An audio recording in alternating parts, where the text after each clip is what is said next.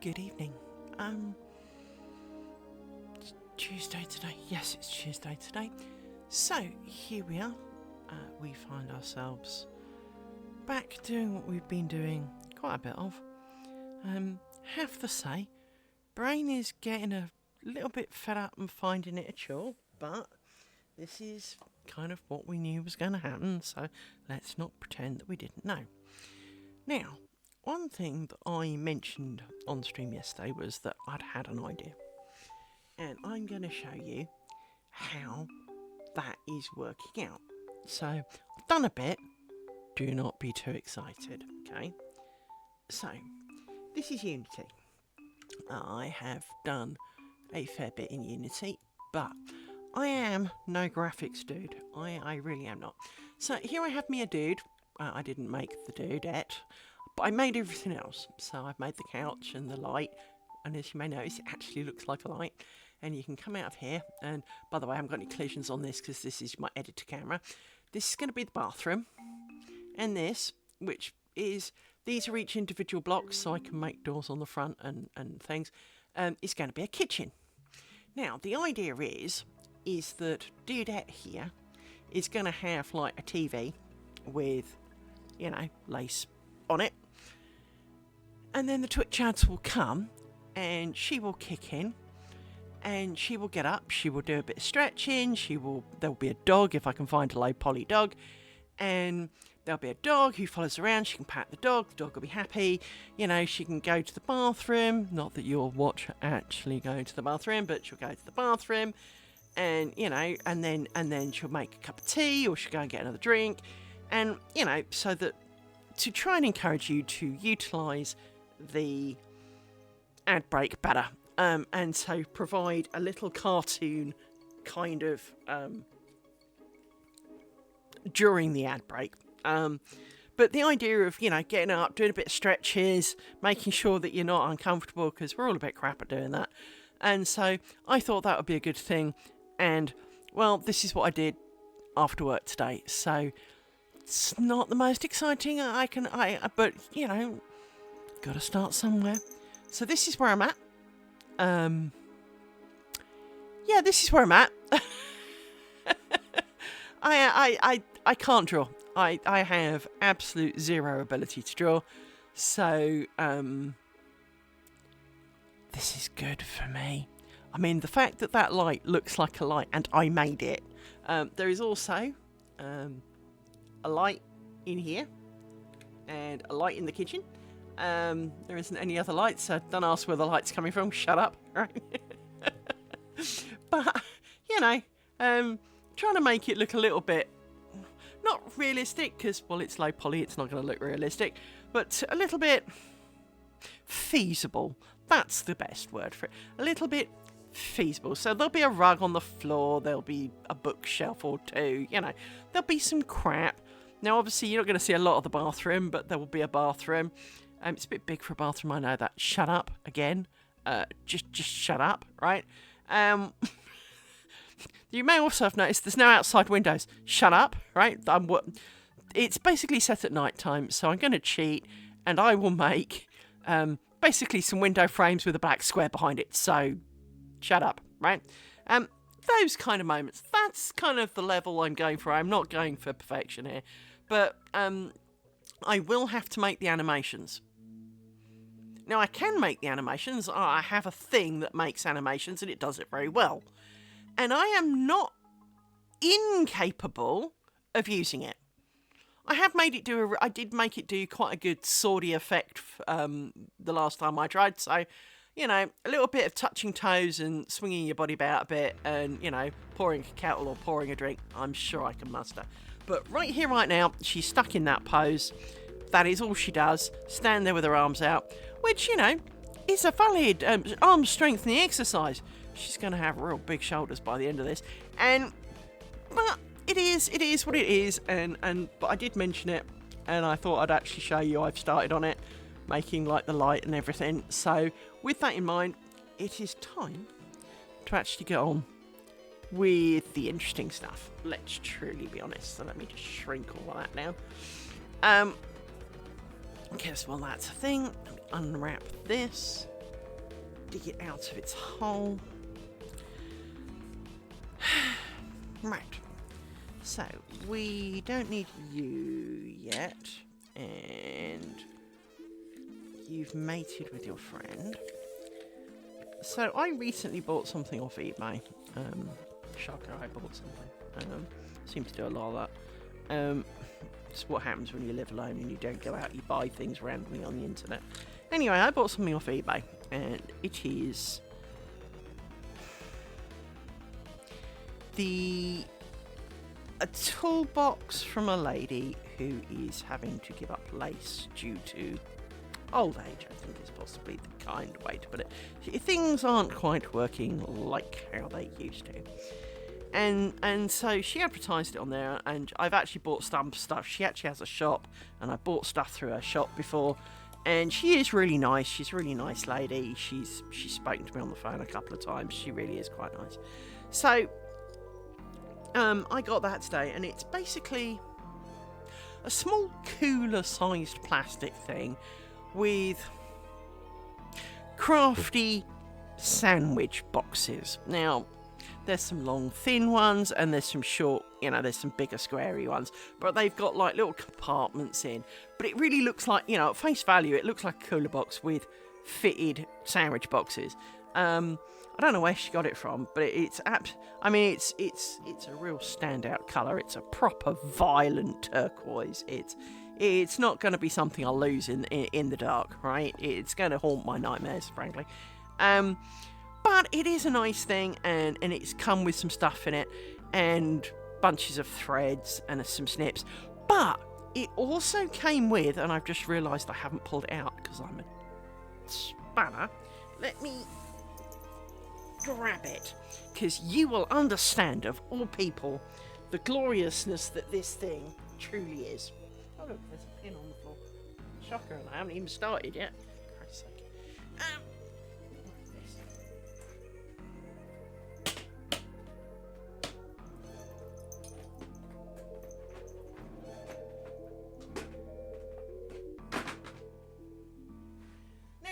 Big. It's important to state that this is not the biggest thing in the world, and to be honest, oh look, I see another pin.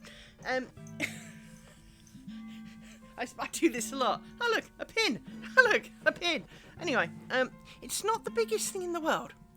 However, it is a thing for which you attach to your lace making pillow, and you stab at it with pins. And it's got little eyes and a snout, so he's kind of a hedgehog. And so I've got him. He came with, which I think is really quite sweet. So I have a new friend. Now, with the number of pins that we use, poor little soul could find life a little bit complicated. Plus, of course, I've got to have a space for him. But I do believe that he has great potential. So let's take that pin out, because we don't use those kinds of pins really. Well, we do. There's one over here, but that's not fun. So let's get my big tub of pins and start ladening him up with pins. You can't see what I'm doing. Still can't really see what I'm doing. Why is my camera pointing so far back? There we go, let me straighten up a bit. Right, so now you can see me poking him with pins from the pin pot. There we go. So if I poke him full of pins from the pin pot, maybe, because they'll all be pointy side down, I won't be shouting ouch quite so much. There was another one that was nearly an ouch. And when I come to get pins, I will be able to grab some without finding the pointy end, which I am very adept at doing.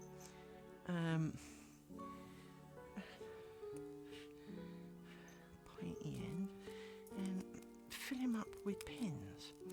Now, obviously, I don't really want to do two together like that, which is really tempting, because obviously when you pull them out of the lacework, you inevitably do pull them out in chunks. So they'll have to go back in one by one. But little poor Hedgie here, who's looking at me a little bit pained, to be honest. He's kind of going, ow, every time I poke him. I can see it in his face. But if we polka-dee him full of little pins and make him all spiny, and I do notice that some of these pins are thinner and some of these pins are fatter, even though I know I bought the same sized pins. See, they've got different sized heads on, but c'est la vie, I am not playing fatsy thinsy with all of these pins. Life is just too short for that. It was bad enough doing it last time. Man, a bad dog.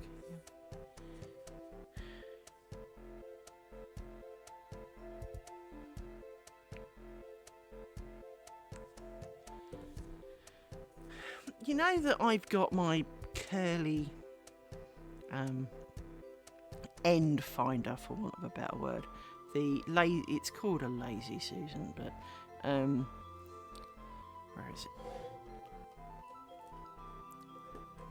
This thing with my bent pin, beautifully bent, curved pin on the end. A man has said that he will bend some pins for me because, well, the only thing I've really got to heat them up is my gas hob, which then means that I'm basically going to heat the entire pin and my fingers, and preferably the dog's butt. And you know, it's and then I've got to find some way of trying to bend it nicely and all of those kind of aspects, because I don't really want it just bent at an angle. I want it to be curved. And if the dude can do this for me, I will be happy. I really will. Because, well, I've only got the one, and while one arguably is enough, because it's not like it shouldn't have a hard life. It does have sign, because it was a second-hand pin, needle thing in a stick. When I bought it, it has obviously had a bit of a life, and so its lifespan with me is clearly not as long as perhaps it would have been if it had been new when it came. So with that in mind, I want to get some spares for should the pin become a problem, or the needle become a problem, that I will be in a position to replace it with an alternative without going entirely insane in the meantime. Unfortunately, while I have occasionally found some bent needles, they are either bent purely for the pointy end, and of course we want the head end because we want some threading out, because that's how you hook the thread to pull it out, or they're curved, so they're J-shaped, but the actual, again, the head's on the straight bit, not the bent bit. So I have seen some, and yes, you can buy curved needles. I own some. In fact, don't know where the other packet is, but right here, right now, I have some. But look at the size of them. They're huge. So it is, they don't seem to do fine ones. So someone somewhere must, because, well, that's bent. But maybe they did bend them themselves. I mean, who knows, right? But if I can find me some spare needles to go in my pokey thing, that would be a good thing for sanity. So yes, I'm having. I know he's off camera, but you can vaguely see if I turn him. He's getting quite spiky now. So I'm poking him full of lots of pins. Bless his poor little socks. And he's got some rust marks on where he's had pins in, so clearly, you know, again, he's not first hand, but that's fine. He can come to here as his retirement home. That's alright. We can do that.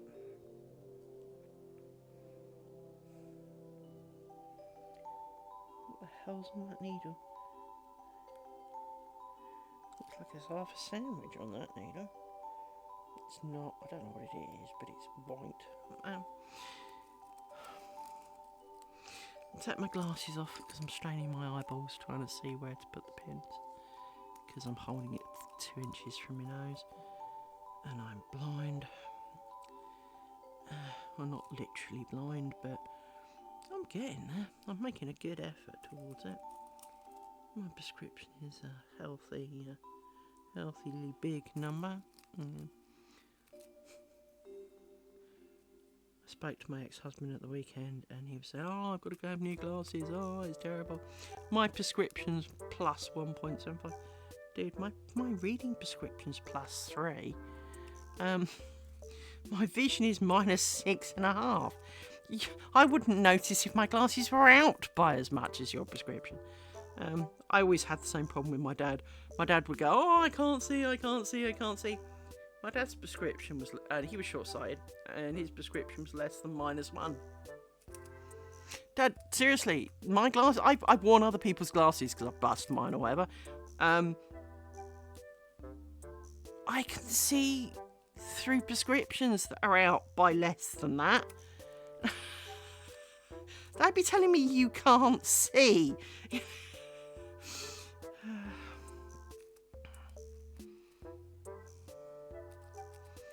You have no idea. You do not live with the curse of not being able to find your glasses because you've taken your glasses off. There is nothing worse than the dog sending your glasses flying. Because of course you haven't got your glasses to find them.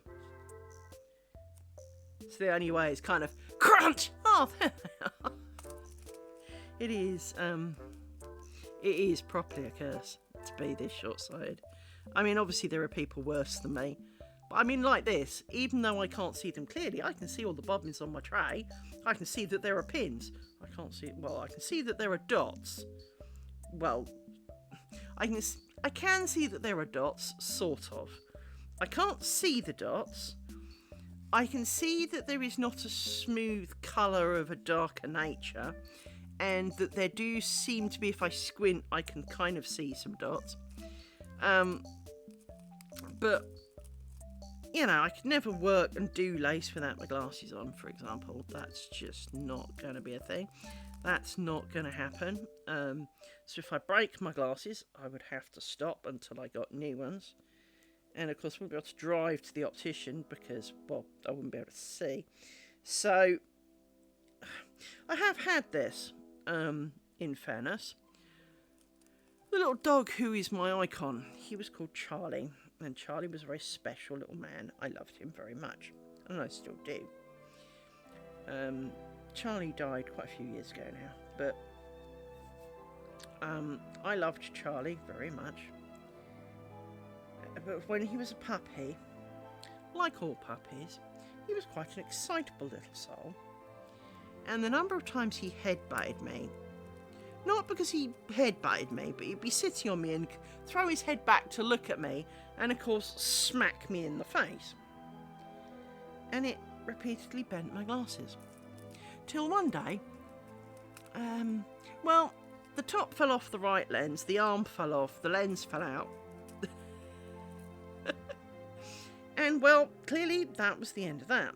So I had to now get myself, despite living with someone, to the opticians, because they weren't going to come, on my own, without vision, to then, of course, they then say to you, oh, try on glasses. Darling, I have to stick my nose on the mirror to see the glasses. I can't really see myself and the glasses because, well, I have to face splat on the mirror. And they don't understand this. Despite being opticians, it seems to be one thing that all opticians don't get, which is when you're short-sighted enough, you cannot see the glasses you're trying on because you've got to be so close to it that you're frankly staring at your own eyeballs. And I went to the optician and I bought what was quite famous for its time, Memoflex glasses, which were ones that were designed that you could screw them up in your pocket and put them back on, and they'd be fine. So you literally, instead of like these glasses which you can fold, but that's it, if you tried to bend them you just break them, those ones you literally could bend it in half. You could bend the earpiece, you know, the straight earpieces round into a big circle, and it would just ting back in. They also had bouncy hinges so that it could take the strain, and they were really glorious glasses. I really did like those. I did have a choice. Now, when I made the choice, there were two pairs of glasses that looked absolutely identical. One was the Memaflex ones, and one was not. One was 20 quid, the other was about 320 just for the frames. But knowing that the dog would break them, I had to go for the bigger one. What is my thing complaining about? Something popped up. Can't mean important. I can't read it from here. I can't. I mean, I can see that something popped up in my notifications area, but I can't tell you what it said. Not even close. I think it was an eBay, you know, your search has found 3 more items kind of looking thing. But I can't tell you a word of what it said, other than maybe it had that kind of shape to it. So it could have been important. It could say, you know, your house is on fire, please leave, for all I know. Probably not a good joke at this time, but you know what I mean. It could be a disaster. Oh my goodness, you know, end of the world, you know, your manager, you know, you've been fired or something, and I wouldn't know right now. Let's finish poking. I'm still poking pins in, poor little hedgehog. I've got a bit more down to the bottom of his roundedness now, and I keep picking up pins by the pointy end. It's amazing how many pins I can pick up by the pointy end. But this is not going to go half as far as you think it will. I can tell you that now. That's not how this works. You spend hours doing something like this, you think you've done like a few hundred pins, and actually, no, not at all. Well, not even close. And it's the kind of thing is that I'll do one section of that and I'll have used them all. And you're kind of going, but I spent an hour poking pins in the cushion. Yeah, I know I did. Okay, it's not an hour, but I'd have to look. Well, I'd have to put my glasses on to see how long I have actually spent poking pins in the cushion. But it is probably shorter than I think it is, but it does feel considerably longer than I'd like it to. I think that's a reasonable explanation of, it's right, turning the pins around, how that works. In that I feel like I've been doing this quite a while. Squint, squint. Streamed for 24 minutes, maybe, she says, just really squinting at her computer screen. So, despite my really shocking eyesight, it is quite weird that if you squint real freaking hard, and I mean really squint, you can read some things. As a child, I all found out that if you know how like children of my era would have done, because it's very un-PC and it's horrific that we used to do it. So, you know, I'm not condoning that we did it. I'm just saying that back then we did. You pulled your eyes to make them more slanty. You can see why that's not a good thing, right? I found I could see quite well if I did that. And it always puzzled in my mind is that's all that's wrong with me, is that my muscles that pull my eyes sideways aren't tight enough. And that's the only reason I'm short-sighted, is that my eyes are not pulling hard enough. Because clearly they can see. I mean, if I can squint and read it, well, it's readable. Because squinting doesn't make it any better. Doesn't make it any closer. So if I can read it when squinting, well, then I should be able to read it, surely. The answer is because the squinting makes your eyes muscles do extra things, not necessarily the internal ones. I'm talking the skin side ones. Yeah, I have. That's my theory anyway. Well, that was my theory as a kid. Right. Can't be bothered to put more pins in the hedge. So let's see how he goes for this. Let's put my glasses back on. Oh yes, 26 minutes now. There you go. And see, I was about right.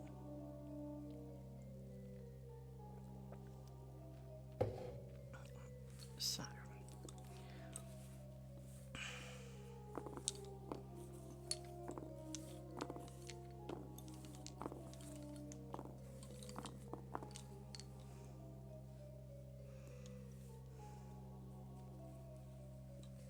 So I was just counting them.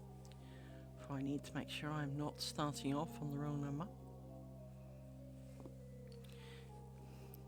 Yoink.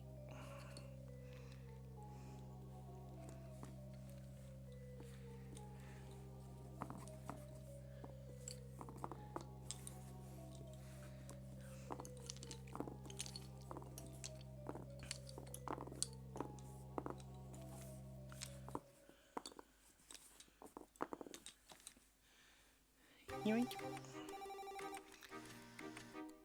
Yeah, you've now got to obligatory live with me going yoink every time I take a pin. It's a bit like me yelling stick every time I do a stick. I do need to grow up a little. I realise that. But at 52, I doubt it's going to happen, so I'll be 53 this year. That's scary. Alright.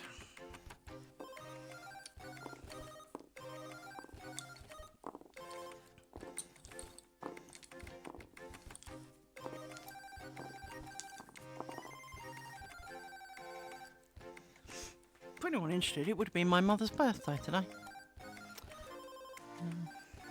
I have an amazing ability to remember birthdays of people I don't speak to or hear from or who aren't alive anymore.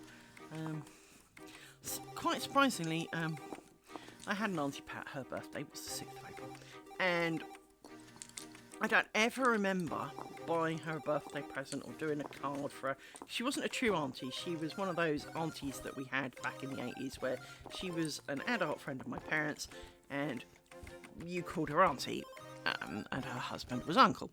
I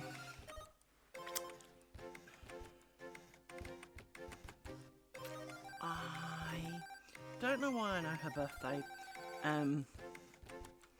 but I do. And sadly, she is also departed. Hang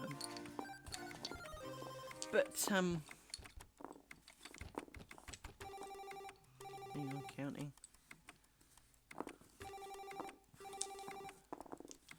1, 2, 3. Sorry, I just thought for one brief moment I gained one. And I remember the birthday of her children. Even though until her funeral, we basically hadn't spoken for decades.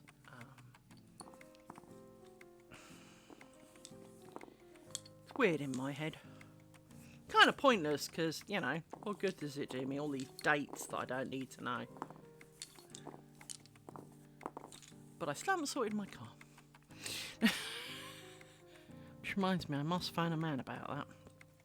And ask him what he thinks I should do.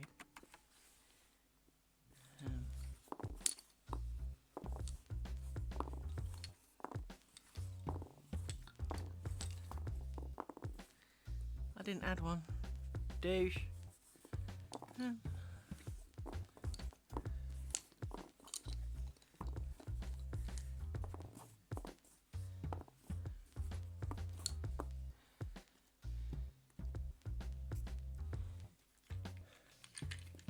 If you hear snoring, that will probably be Rory. For he is snoring by my elbow.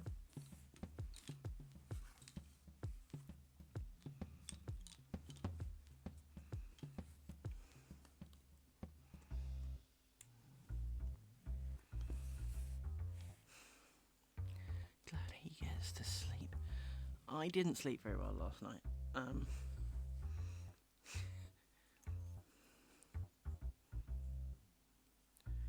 So I would dearly love to join him.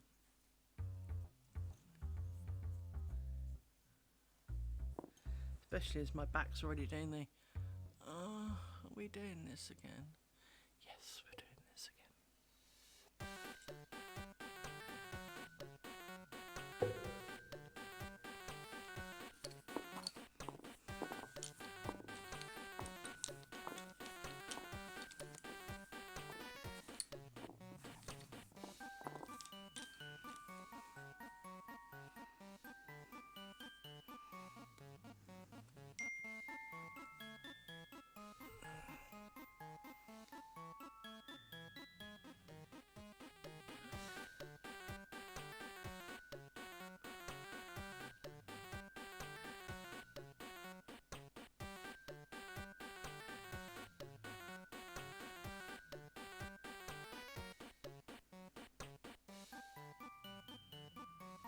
How's Brian Perry?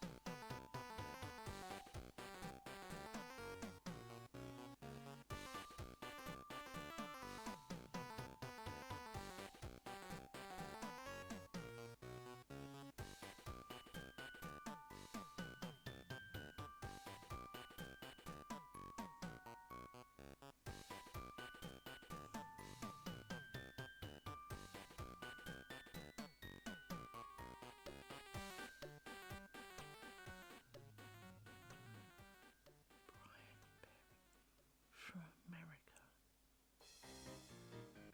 Brian Perry from America. I don't know Brian Perry, which makes it sound like eBay. But all the things I've had all the things, bar that.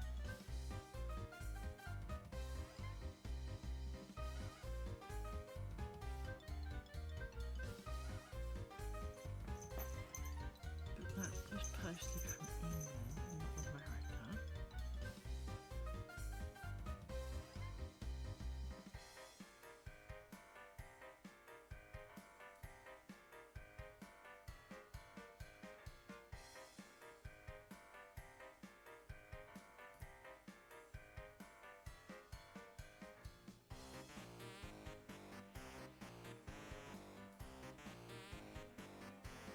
Shut up. Search for.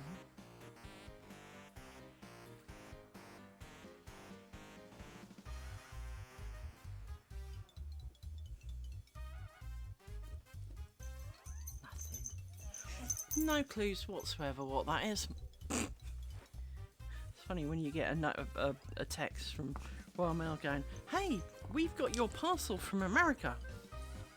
Not expecting anything from America I'm aware of, unless I've lost my marbles and forgotten somehow. I mean that's possible. I mean, you know, losing my marbles is very possible. But I don't remember ordering anything. I thought I had all the things that I'd ordered. The only thing I haven't had are my bobbins, and they come from Spain, and they haven't left Spain yet, so it shouldn't be them.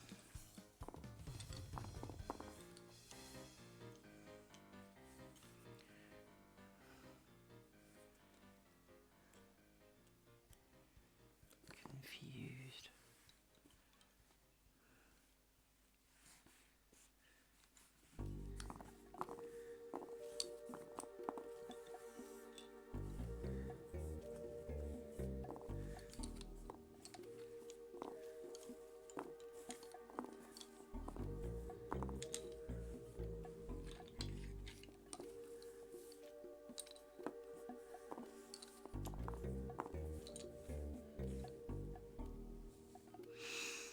I haven't even ordered anything off Etsy, so just that's the bobbins, and they're the only thing that I'm waiting for right over there as well. Confused.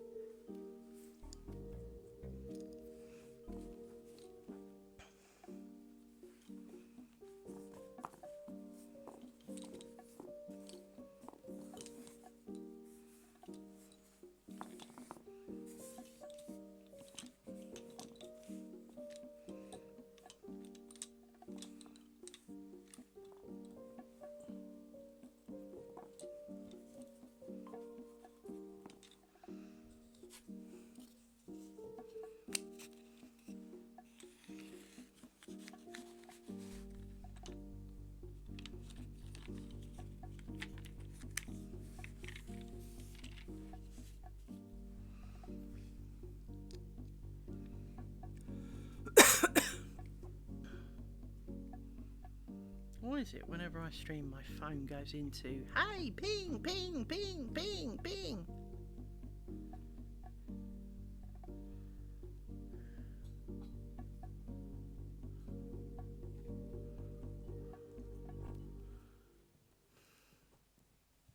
I need you. No, you don't.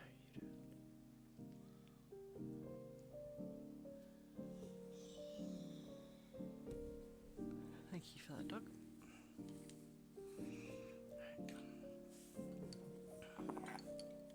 Very much, thank you. I'm so glad you went and got some water and scoffed it so hard that you puked. He does this.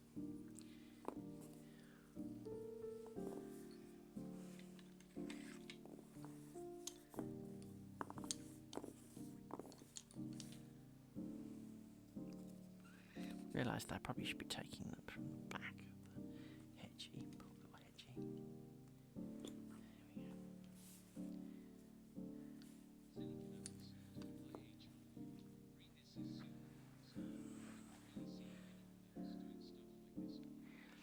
Hello. There are other lace makers on Twitch. So there is a guy called Silver of Dragon. He does some. In fact, he does quite a bit. Let me shout him out for you so that I'll have to make sure I check to get his name right, because that would be really insulting if I got that wrong, wouldn't it? So let me bring up a window of thing, because one of the things that I really hate is that when you go to hang on, let me click on this, and then turn that. He's currently playing a game, but he often does do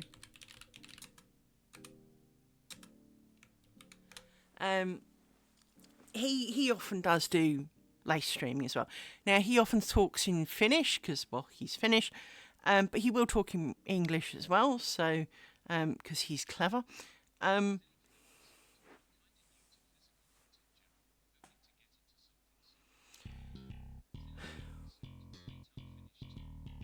There you go. You'll get on great with him. So he's a good guy for you, especially then. So let's kind of, so let me explain what this does. With bobbin making, you have pairs of bobbins, and you either go right over left or left over right. That's it. You do this a lot, and out comes pretty pictures, right? Now, of course, it's not that easy. Of course it's not that easy. But in principle, it really is that easy. This is a style of lace making called torchon, which is generally deemed to be the easiest for beginners to pick up because it is on a 90-degree standard, grid pattern. Everything is quite methodical. There isn't too much hope and pray to it. It's all fairly tied down with 1,000,000,001 pins, but it is not technically hard. It does require patience, which I don't have. So swearing is definitely potentially part of this, but in essence, you just kind of twisty bobbins. You do not knotted the bottoms, you only twisty the bobbins.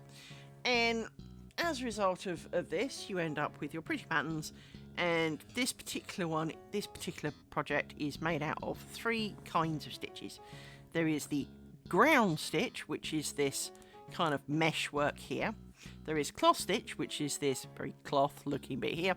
And then there's a thing called rose ground, don't ask, or squovels, as I often call them, because they're kind of squarey, ovally things, which is this section here. And basically I've got chunks of that. You follow the pretty pattern on the paper in front of you. So unlike knitting, where you can lose stitches and gain stitches, and crochet, where you can lose them and gain them, or invent 3D versions of them. You can do 3D lace, by the way, but I haven't entirely sussed out how. Some woman posted that she'd made this thing with and she'd done what are things called, they're called tallies, and they look a bit like leaves. And I suck at them, but that's a minor story. And she'd done them in such a way that they kind of twisted together, which I thought was outstandingly clever. But there are many styles of lace, and realistically, it's a bit like, say, British and American. All lace making derives from cross and twist. Cross being left over right, twist being right over left, right? So, but it's like everyone went on the training course but didn't get any notes for it, so went home and did what they thought they remembered. Because realistically, they're all really similar, but they're all slightly different. Now, for example, there are many kinds of British lace. We apparently went nuts for different kinds. And this ground stitch here, instead of being cross twist, pin, cross twist, you do cross twisty twisty pin. But it looks really similar, right? Now this does come out a little bit more square, but you also do theirs on a 60-degree grid, not a 90-degree grid. So of course it's going to look slightly different because, well, 60 degrees is not 90. So it is one of those weird things to me, is that it really... Then there is, for example, then there is Flanders. Let's go with Flanders. Flanders is, and we're not talking Ned Flanders here, we are talking Flanders lace. Instead of a pair of bobbins, you have two, they call this a bobbin, and then you have two of them. So basically you have twice as many bobbins for not a lot of reason. To me, that just makes life more complicated, because keeping your piles of bobbins from twisting and mating when you're not looking is already a challenge, let alone doubling up on the number of bobbins that can tangle and get on your nerves. So, let's not comes to mind. I love these sticks. These sticks are from eBay. Sorry, these sticks are from Etsy. I mean, to be honest, they're really simple. Now, I don't have it to hand. I can see it. Bear with me one moment. It is not far away.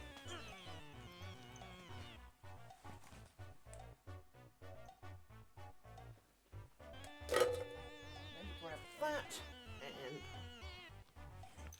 yes, dog, I know you're in the way. Might be this one. Right. So, let me show you what I'm currently in the middle of making, because, well, you can't really see it very well from there. Let me put dark cloth over the top so you can see what we're doing. I am making 18 of these. Yeah, I'm insane. Do not follow in my footsteps. But I am making 18 of these, to which I will join together and make a net curtain for my good self. So, I won't say corners are being cut, but I'm not exactly going hell-bent on, you know, I have used the phrase a few times, if I was making it for the King or for the Louvre, I'd do it slightly differently. This is going upstairs in my house. I live alone with 2 dogs. They really don't care. Chances are, first thing in the morning as I pass it, will not exactly look lovingly and hard at it. And when I'm going to bed, I'm too busy not tripping over the dog, so probably won't look at it. Therefore, yeah, we can kind of cut a corner or two. So, next up are other things that I have made that are potentially interestable to you. So, here is I have a pot and a pile of bits. Don't worry, I will show you them. So you don't need to see that bit because that's really quite boring. But I made a number of bookmarks. Some of them are more finished than others. You'll see what I mean when I show you them. So Where's the first one I made? There it is. Right, so here is the first bookmark that I made. It is white, it has a tassel. It is a bookmark. I then made basically the same one but without tassels because I'm not a tassel fan, with some silver thread. I then made a similar one with some gold thread but couldn't be bothered to do the bottom. And then I made a green one because, well, I've got this snot green kind of, well, it's pus green and I really don't know quite what to do with it. So I put it as an edging and it worked quite well. I was pleased with this. So I had made some bookmarks. Now I did do a little bit of lace making as a kid. I made like 3 whole strips of nothing, so we're not talking I did well. Then we started on the square.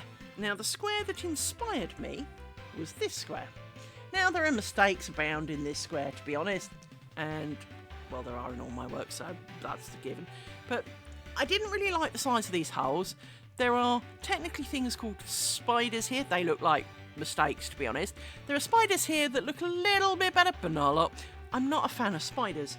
To give you an idea, bigger spiders, because depending on how many threads you use, this is a bigger spider. These where it has like a body and legs, hence it's called a spider. Right? So yeah, so I devised the square that I'm making now. So the first time I tried it, this was experiment number 1. This was one experiment, and this was another experiment. So these were 2 potential square offerings. I only made a triangle because it takes about a month to make a square. So I did these potential offerings, and I really liked this one to an extent, but not for a neck curtain. If this was a tablecloth, hell yes, but not for. So I went with this, but I went with a smaller thread and slightly made it bigger, not a lot, and hence the triangle we have today. Now, then I made a thing. This is, let me shake it out a bit because it kind of needs it. This. Now this I really do like. It doesn't show very well because... Thank you for following. So this is Milanese lace, and this is done with a lot less bobbins. This is only the number of bobbins, which was about 7 or 8 pairs of bobbins, and you go round and you do the thing. Except you don't go round and do the thing. So for example, let's say you start here, you go round to here and then you have to stop. Because now you have to start here and go round to here, but then you have to stop again so that you finish going round here so that you can go over here. You're constantly starting and stopping, and the back of it, not that you can see too well, but is all fluffy and full of joins and looks like shite, in my opinion. So I was kind of hoping that this could be a basis for the neck curtain, because obviously this is kind of square in the middle, and I like Celtic knots, so I really had high hopes for this. I need to press it if I was going to do something better with it, but it just kind of... yeah, just kind of, you know. So this was dismissed from the potential neck curtain. Now, I mentioned cutting corners. So, as you may be aware, we will remind you with, say, this triangle. When you're finishing off, you have to make a join all the way along one edge to the original edge to make a square out of it. Logic dictates this. And I find this the most godforsaken, complicated, overly annoying and infuriating part of the project. So, I made this tiny little square. Okay? Now, it's based upon my square, so it's got the same 3 stitches, but on a very smaller basis. Remember, for scale, you know, it's a much smaller basis. Now, someone said to me, "Oh, you could try this." Yes, I could try this. So I did. Is the join better? Yes it is. The bit from this corner to here took me 4.5 hours. I was literally sitting on the floor laughing because I didn't know what to do with myself. I lost my marbles. I literally went absolutely stark bonkers. If you find the video, you can watch it. You can watch me lose my shit. So if I was doing this for the king, or the Louvre or something, yes, I would do this. If it takes 4.5 hours to do like half an inch, I am not doing this under no situation for myself.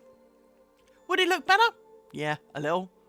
But it's not like night and day difference. I mean, if you get really up close and personal to it, yeah, you can see it. It's going to be upstairs in my house. I don't have visitors to my house because I'm antisocial. I don't go out. I'm certainly not going to be taking it places to demonstrate or display it. So let's not be losing my marbles. Now, I have found, to my sanity's relief, you have no idea, what they get you to do is, let me uncover this. So, if I was to be finishing a thing, obviously, you poke through one of the holes that your pins has made in this bit, and you pull through a loop of this thread. You then poke its friend thread through it, so you've kind of got a bit of a knot. Then you do a reef knot on top. That sounds really easy, doesn't it? Well, yes, when said, it does sound so easy, just like everything else in life. Doing it, as I said, is definitely not my strong point. But I did find that if I forsake the true ways, because they get you to leave the bobbins on, well, of course, if you're trying to do a reef knot with these on the end, and you've got to cross this over here and wrap this around, it can be cumbersome. That's a good word for it. Cumbersome. And so I struggled with it a lot. And I did truly try for the first first 3 squares, in fact, I did this. And obviously for the little test square, I did the fancy, and we will never mention it again. But last time, I kind of threw caution to the wind. And what you do is, as I said, you find a pinhole. Wrong tool. Where is it? There it is. Find a pinhole. You poke through the end of a needle. So, for example, you'd be poking around like this, trying to get this through the hole, right? It then takes this piece of thread through so that you can thread this bobbin through it, so that when it pulls back, it makes a loop, right? She says, making sure she undoes this properly now, because this is the kind of thing that I'm really good at. Oh, it's because I twisted it, that's why. See, this is what threads do. This is how threads live their lives.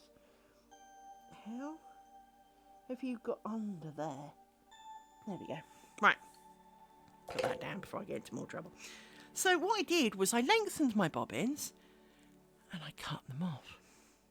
Well, now you poke the thing through, you put the end through the loop and you pull.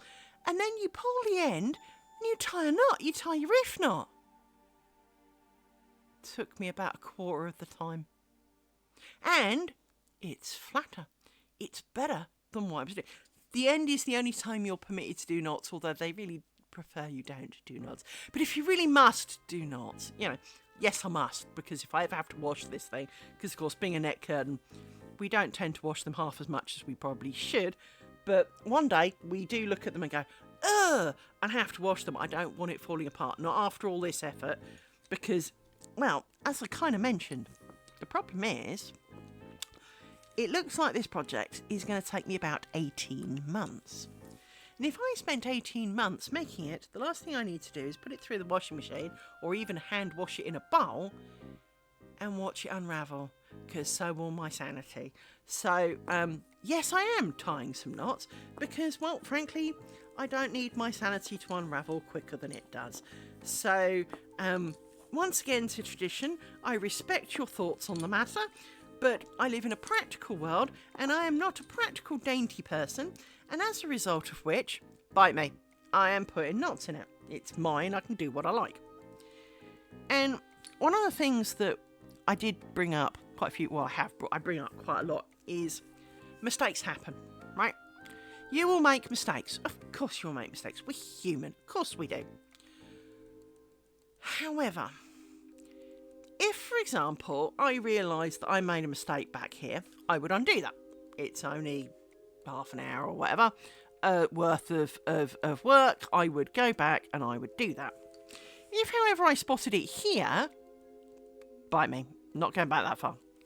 So the rule of thumb that I have is that if I've taken the pins out, it is too late. Now, the quickest way to find the mistakes in your work is to take a proud picture and stick it on the internet. For you can stare at the picture on your phone 1,000 times. You will not see it until you have posted it on Facebook, Instagram, Twitter, wherever you like to print, post things. The moment you do, 4,000 mistakes all leap up and go, hello, look at me, I am your faults. Or you are now convinced that every single lace maker in the history of forever will look at your picture and go, oh, she did that, oh, goodness, how useless. Right. But then, funnily enough, there was a Facebook group that I was looking at, and there was a beautiful bookmark on their front page. Yeah, well, when I saw like 8 mistakes in it and it wasn't mine for the first time, I felt a hell of a lot better. Now, so I have shown you my torchon collection. What I have also done is I mentioned that we the British love to have alternatives. Well, there is a thing called Buck's Point. Now, I've only done 2, so don't get too excited, but I am rather proud of them. Now, Buck's Point, unfortunately, is rather floral, generally, and I'm not a big fan of flowers on clothes and in my house. I like them in the garden, because that's where they grow. I don't really want them on my clothes, or otherwise. But, because I was going off on a tangent to stop getting bored of making the same triangle, I made the world's smallest bookmark, and here it is. Now, I will zoom in because, frankly, you're probably squinting at it. Hang on. Doink. Right, let me move over a little bit and move it down a little bit. Oops, wrong direction. I always get those around the wrong way. Let me zoom out just slightly so you can see it. This is my bookmark, and the scuffed edges, as it looks, because it makes it look much older, I feel, are things called picos, and frankly, I suck at picos. And I don't actually like them, because they look like pinholes that went wrong. Because even the ones that are right, which, you know, there's a couple here that are right, all the ones that look like little small round holes, i.e. pinholes, they're the ones that are right. Now, I don't like them. So the next one doesn't have picos, even though it was supposed to. I just completely ignored the picos, right? But it also has a thing called a gimp thread, which is basically a fat thread. And it has little swirlies down the side and these little kind of eyes down the middle. And it took a while, do not get me wrong, but I really quite enjoyed it. So, over Christmas, I decided to step up my game. And I made this, for which is the crowning glory of my life so far. It is arguably the thing I am most pleased that I have done. Right? It's got flowers on it. Ignore the fact that it's got flowers on it. We're not thinking of them as flowers, but I took the picos off the edges because picos. There are lots of mistakes in it. Yes, there's more than plenty. Look, there's one. There's a hole-looking thing there. That's one. And then these aren't even. That's wrong too. Exactly. I mean, even I was going to give it away, and I couldn't. I mean, I'm really proud of this. Even the start and the finish. That's which one's which. Hang on. That's the start. So technically, that was the top. This is the bottom. But the fact that it's got this beautiful, absolutely perfect, almost, outside on it. It's consistent. Yes, there are mistakes in it. Look, there's one, and I know there's more than plenty. There's quite a few with these little flowers. Each one of them's almost different in a new and unique way. These bits in here are roughly okay, but basically there's some of the twisty bits are wrong. The middles bits of these flowers are often a little bit dubious, but it doesn't show so much. I mean, the whole bit does. That one there does, because that was a bit of a goof. But I really like this. Now, of course, you can do quite a bit with colour with this, because you can put the big fat thread being a coloured thread. You could arguably make some of the other threads, keep it as white, for example, but if you made the rest of it grey, it would look more like a shadowy. This is, frankly, although a little bit dense, very net curtainy. So you know where my brain's going, don't you? Even though I'm only 3.5, well, nearly 3.5 triangles through my 72 triangle. Sorry, my 3.5 squares through my 18 squares, and I'm on triangle 14 of my 72 squares. My brain's going, but we could make it in one piece. Yes, brain, yes you could. But you could also go take a really long walk off a very short pier over very deep cold water.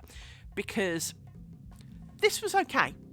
But this is, well, 3 fingers wide. This is like, 2 fingers wide. And, my net curtain needs to be kind of 43 centimetres wide. Yeah, I do inches and centimetres, just to confuse life. But the big bookmark is, frankly, one of my most proudest moments. Now, I have also got some supplies for other experiments. So technically the bookmark was an experiment. It wasn't an experiment, but it was being done as an experiment because I didn't know if I'd be any good at it. And I've decided that A, I like it, and B, I don't entirely suck. So I bought some beads, and I have bought, well, quite frankly, probably a few too many sequins. Oh, you can't see shit through for all of the shiny packaging, but I have got some shiny sequins. I've also got some beads that I've squirreled away somewhere in my thing, which I intend to also potentially put in my lacework to add some sparklage to it.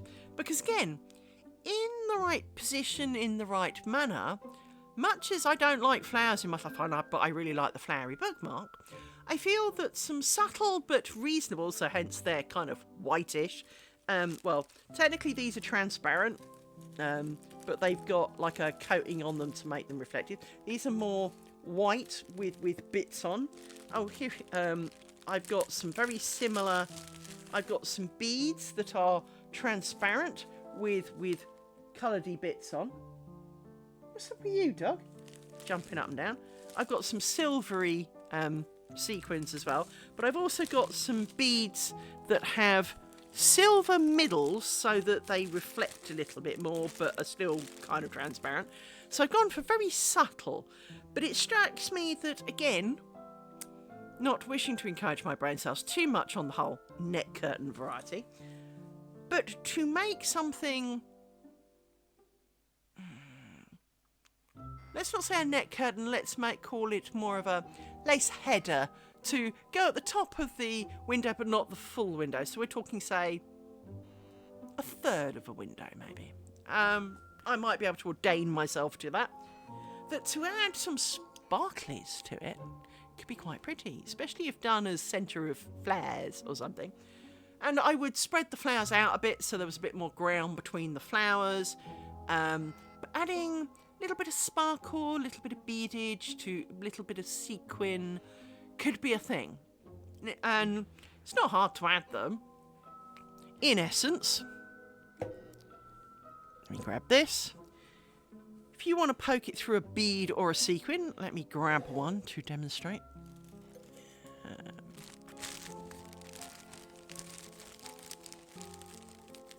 What we're going to use, let's use a bead, because beads are easier for me to hold.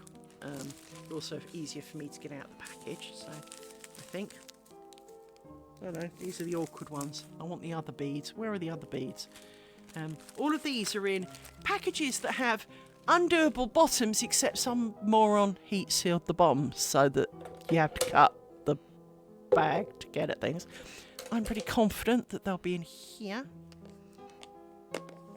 because this is my one of my boxes of bits. No. Where did I hide it? I have hidden the thing. Then it should be in one of my tins. Because I know I haven't done anything exciting on it. Oh, it's not in there. I keep everything in tins and boxes and things. Which of course then means I can't see them. Anyway, what you effectively do is you poke the bead through on the end of this, and then this has got this is a tambour needle, so if you get it the right way around, this is like a crochet hook and can pull this through, and much like the sewing in thing, you end up with a loop, you pass the bobbin through it, and then they effectively meet inside. So it's really not that hard, but for example, don't really feel beads fit in a bookmark. Now, sequins can, because they're flat-ish, but in my mind, if you've got an expensive book, I mean, if you've got a really cheap book, no one cares, right? If you buy a second-hand book that looks like it's had a hard life already, you don't really object to it gaining a little bit more shape, shall we call it. But in terms of, you know, an expensive book that someone's bought you, so for example, I've got a signed edition of Good Omens 2. I would not be using beads in that because I do not want anything to damage it at all. So I you know, but whereas a bookmark with some sequins in, that won't really leave a mark. That's fine. Unless you sit on it. Well, if you sit on the book, then, well, you're kind of asking for trouble, aren't you? So from that point of view, I am quite taken with the idea of adding some sequins to things to add a little bit of glitter and interest in places. But obviously not to my net curtain, because I've kind of planned my net curtain. Or at least this net curtain. A lot of the reason I'm streaming, by the way, is because my brain does do the, hey, you've made a 1-inch square of nothing. Let's make a king-size blanket. Brain. Now, yes, technically, if we can make an inch square of it, we can make a 100-inch square of it. But do you realise that it's taken me a week to maybe make that inch square of it? Do you realise what you're signing yourself up for? Oh, yes, says Brain. No, it hasn't. It hasn't got the faintest frigging clue. My brain is like another person. It's like the ideas, it's like a spaniel. Ooh, I want to do this, I want to do this, I want to do this. Really? You know, let me give you an idea. I learnt to double knit, which for those who are not overly au fait with the phrase double knitting, is basically when you end up with the stockinette V-shapes of normal knitting on both sides. So you effectively make 2 layers at the same time. And traditionally, although not necessarily, one is the mirror image of the other. So if you have black and white, what is black on the front is white on the back, and what is black on the back is white on the front, right? You can use more colours and it doesn't get complicated, but the tension can become a problem. Whereas if you do that, it's all stretchy, it's a great way of not having floaty things for your toes and fingers to get stuck in, and to have 2 good sides. So, you know, great for hats and things, right? And I don't get me wrong, I severely love my double knitting. What did my brain first do? Took one look at the 3-panelled window. So if you think of a window, I've got 3 kind of windows. The 2 outside ones can open, the middle one does not. So I think of that as a 3-panel window because there are in effect 3 windows in it. My brain took one look at my 3-panel window and went, well, if you use thread like this, just think how detailed a picture you can get. Yes, Brain. And do you realise that even in chunky wool, I worked out it was about 1,200 stitches to make my bedspread, which is a similar size. So if we're talking these, you'd need like 1mm knitting needles. You're kind of talking somewhere in the region of 10,000 stitches a row. And that's for the short side. Let alone how many rows you need. Does the phrase no mean anything to you. So it hasn't let me off this window shenanigan, because it really wants to do a window thing, clearly. Mainly because, and I know why, a lady that I have followed for a while on Facebook showed a picture of her, I assume it's her bedroom, but maybe it's a guest room, doesn't really matter. And what she'd done is, instead of curtains, she put a quilt over the window. And so instead of having boring curtains, as we all do, for which, let's face it, do we? I mean, I never open the curtains in my bedroom. I can't be bothered. I get up in the dark, especially at this time of year. I get up at the dark. I go to bed in the dark. What's the point of opening the curtains? It's just effort for no point, right? And so I don't open my curtains. Well, then it could be a piece of knitting, a duvet cover, a piece of crochet, a piece of lace. It could be. And my brain's going, yeah.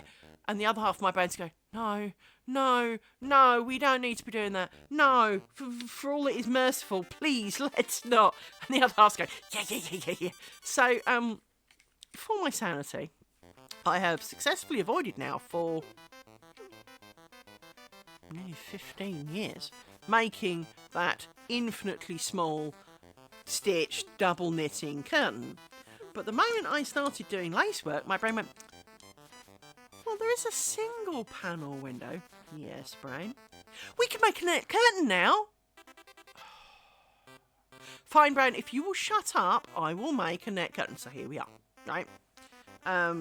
Me and my brain came to the agreement that I will do this, but I will also record this so that when brain has stupid ideas again, we may look back through the video and watch me lose my marbles and you know, remind ourselves of just how freaking long it took and all the mistakes that we made along the way and all of those kind of things.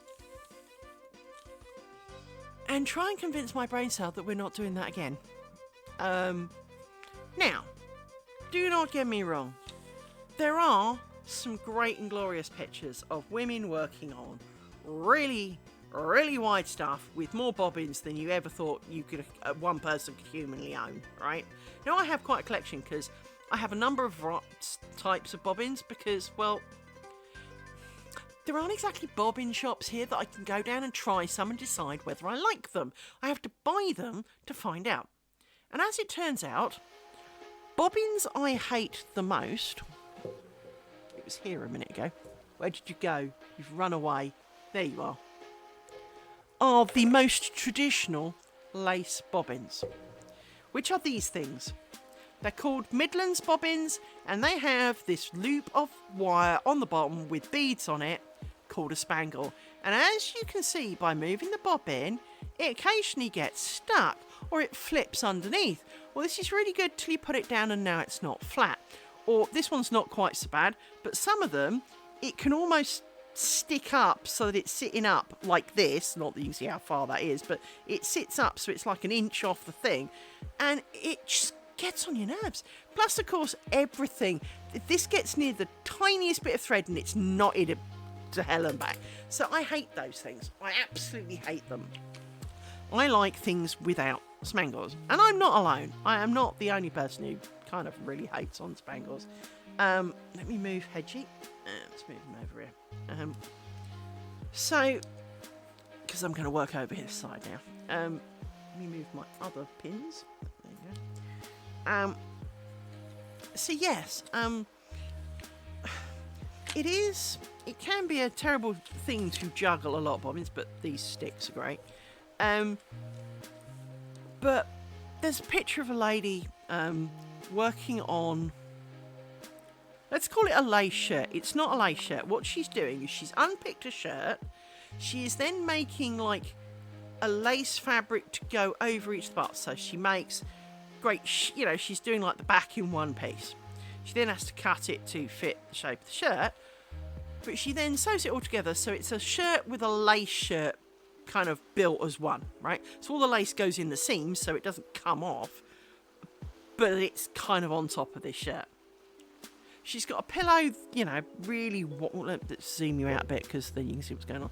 Zooming you out, it's literally kind of like a 25-inch plus pillow. And the autistic brain cells went, let's count the ones you can see. Well, I got up to about 2,000 that I could see.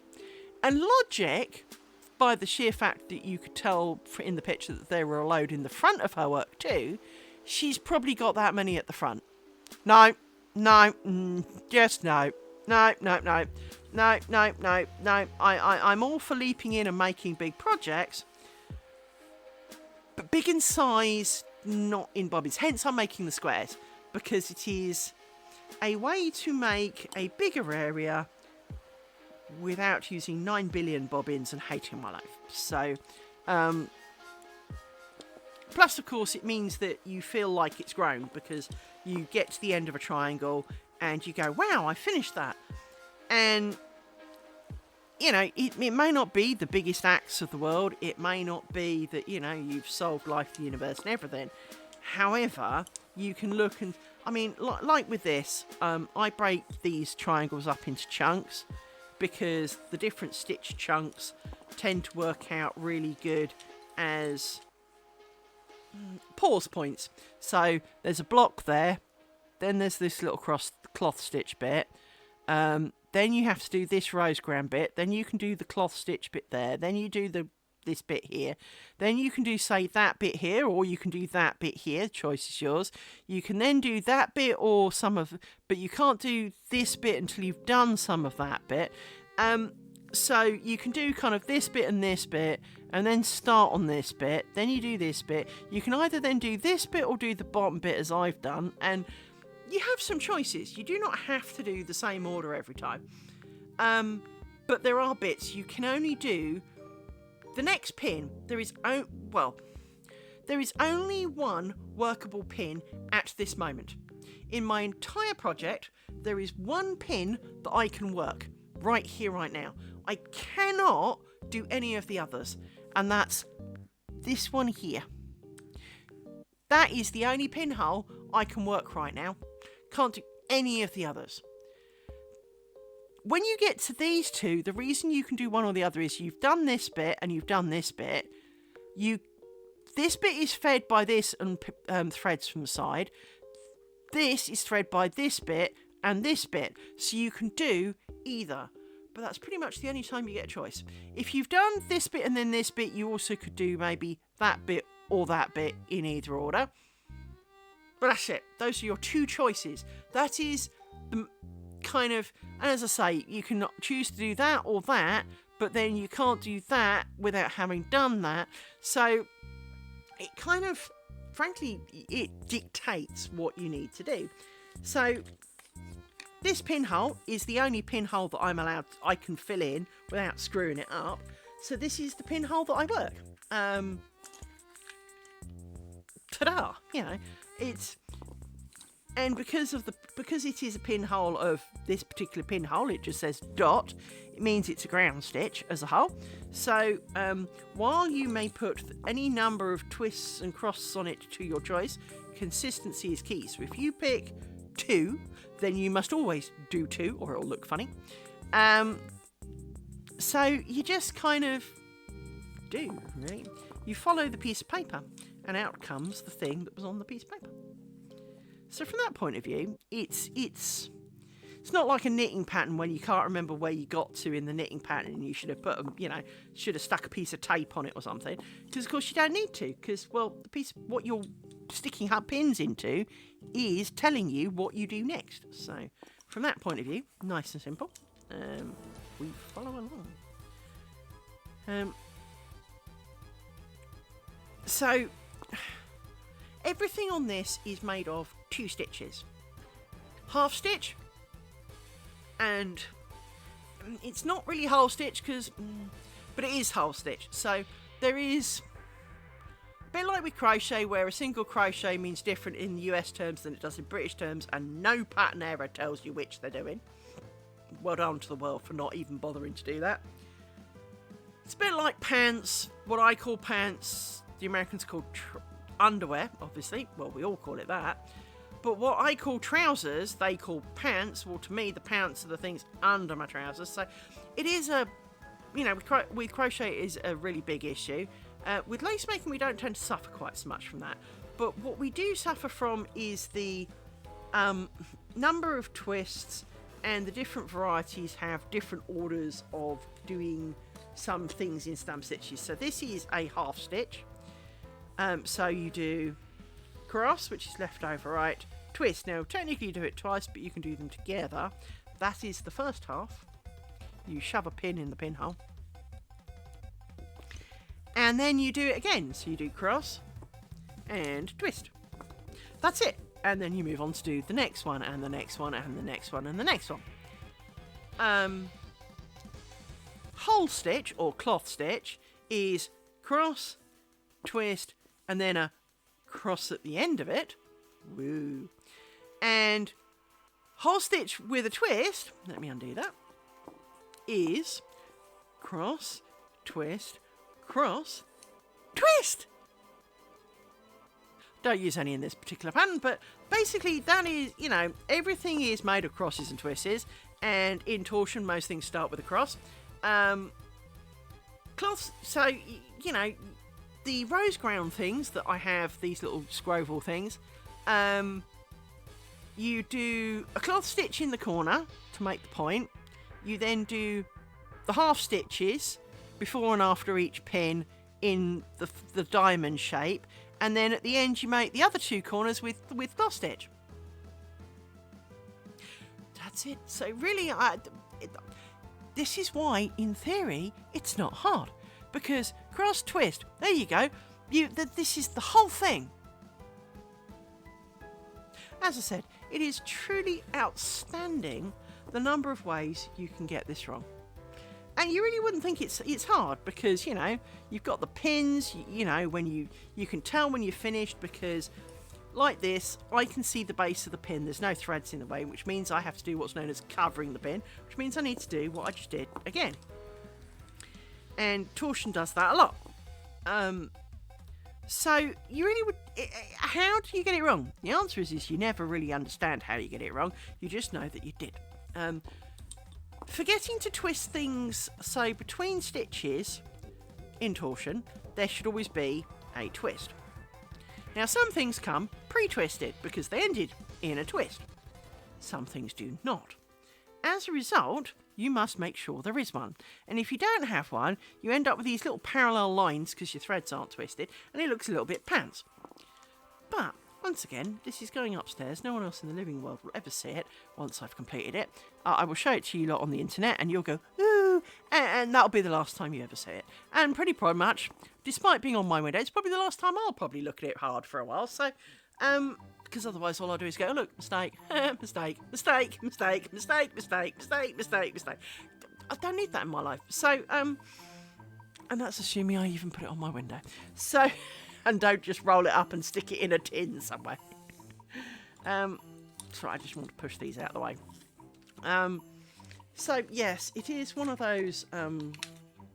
it is definitely a sport that anyone can do. You do not need fancy crap. You do not need this. Where is it? Have I moved it? Oh, blimey, I must have moved it. Oh, it's over there. When my brain first went, Liz... Yes, brain. I want to do lace making. Brain, I haven't done that since I was like 10. Okay. Why? I just want to. I got a styrofoam cooler lid. Put a bit of felt on it to give it a bit more strength, because styrofoam, if you poke pins in it, obviously could flake a little bit. Covered it in a bit of cloth. It was not this colour, but covered it in a bit of cloth. Got some dolly-shaped clothes pegs. So for those who are not overly aware, dolly-shaped clothes pegs, they're somewhere else now. But basically, they have a bobble head, and then they have a straight body with like a V shape in it so that you can ram them on a clothesline, right? So I used those as my bobbins. Now they're a bit big, and as a result being a bit big, you need man hands. If you've got small dainty hands, you'll probably hate them. But you can use half a normal clothes peg. So the ones that held together with the little metal clippy, wooden ones held together with little metal clippies. You can use a clothes peg, you can use half a clothes peg, you can use pencils, crayons, doweling, basically sticks, you know, snap some of those cheap chopsticks. Anything that is a stick that you can make about 4 inches long. Stick some elastic bands at the top so it doesn't fall off the top, because that's the direction it will be pulling against. That's all you need. And some pins. If you've got a cork board, that'll be fine. You can work with the cork board. Get a piece of paper get a square grid piece of paper. Put dots in each of the corner. 5mm squares probably best, but depends on the size of thread you use. Grab something and start stabbing it with, you know, mark a few dots on it to make a pretty pattern, whether it's just a sheet of doing cloth stitch or whatever. But you can, you know, there are lots of videos on how to do a lot of it. But realistically, you start with your pairs of bobbins. Everything's about pairs of bobbins. So you wind a chunk of thread on one, you wind a chunk of thread on the others, and now they dangle like a pair of ghoulies underneath the bloke, right? You loop it round a pin, and off you go. So as long as you got some pins, some thread, it can be crochet thread. Fuzzy is really not a plan, so cotton is advised, especially to start with. If you're Elon Musk, you are well to start with silk and the like, but for the rest of us, cotton's fine. Polyester will do, but polyester will do, if you know, to see if you like it. If that's what you've got in your house, go with it, right? And have a stab. The worst thing you can make is a screwed up pile of mess. But the question is, did you have fun doing it? Now, fun may, like some aspects in life, fun may not be the word you call it while you're doing it. Because, well, you know, getting it wrong, picking things, poking at pins, stabbing yourself with pins. Believe me, I've done way more than that than is you know, good for my soul. But, you know, it's when you look at it at the end and you go, I made that, that's when you decide whether you enjoyed it or not. Because sometimes, like hiking up a mountain through some dismal rain with a bit of a blister, all right? You know, at that time, you can't really honestly say you're enjoying it. But when you do get to the top, when you get to see the view because you're now above the clouds, or the clouds are broken, and you find yourself at the top of the hill with a beautiful view, as a child, try not to laugh. We, as a guide troop, so a bit like the Girl Scouts of America, we have girl guides, and we have brownies for 7 to 12 or something, and then it's 12 to 16 or something for guides. Anyway, not that most kids these days do that, but that's not the point. Anyway, as a bunch of guides, we got shipped off to Switzerland and we got dragged up a mountain, an actual mountain, not a big hill, an actual mountain, with cable car and everything. And we had to walk down it. Now, admittedly, walking down is a lot easier than walking up, I'm not going to deny that, and I was really glad that we were not walking up and coming back by cable car, that we did do the hard bit by cable car, and the downward motion is, you know, a lot easier. It did take us 3.5 stinking hours to walk down it, though, and, you know, being guides, we are effectively young adults at this point, so it was, you know, it's not like we were all 7 and whiny, you know, we were reasonable-sized people with decent strides here. Did I enjoy it? Mostly, except for the girl picking on me for how I walked, who got a slap by the end. Unfortunately, the shoes I was wearing I had not realised had worn quite as much as they had, and I left her with a little bit of a hole in her arm where I'd hit her with them, and the screw that held the heel on had come out a bit, and so it made a small hole in her arm. But, well, she picked on me for 3 hours at this point, and I didn't punch her. I just hit her with my shoe. I expected it to be a slap, but never mind. I always wondered what happened to her. Wondered if she ever learnt don't pick on people, you know.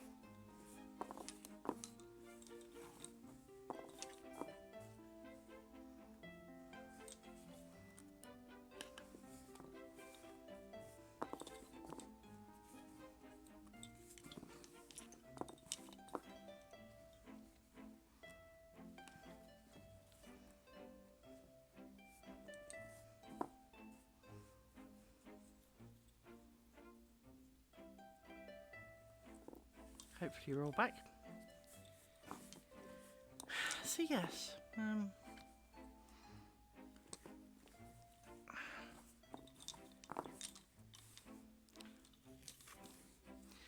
you said you obviously less into physical art. That's fine. But you're thinking about it. So, lace making is not all that I do. I do knitting and crochet, as you may have gathered. I also do spinning and making my own yarn, as well as weaving. And I really enjoy all of them. I have a weaving loom. It's about the size of a Land Rover. It's not mechanical, because I don't believe in mechanical, because an awful lot of the reason that I mean, so for example, yes, you can knit with a knitting machine. I do own some, but I don't knit as a whole with a knitting machine. Why not? Because, well, it's not handmade then, is it? If all I do is, you know, a bit like driving, while driving is different in some levels because you... That's okay, you're allowed to do that. You're ahead of me, so that's fine. No excuse, you know, don't worry, you don't have to excuse yourself. I just thought I'd chat to you in case you were listening. So I do weaving, and my complicated loom is really complicated. Well, of course it is. I've told you of how my brain works. Of course it's really complicated. I bought a normal loom like everybody else, but my brain went, but I want to do more.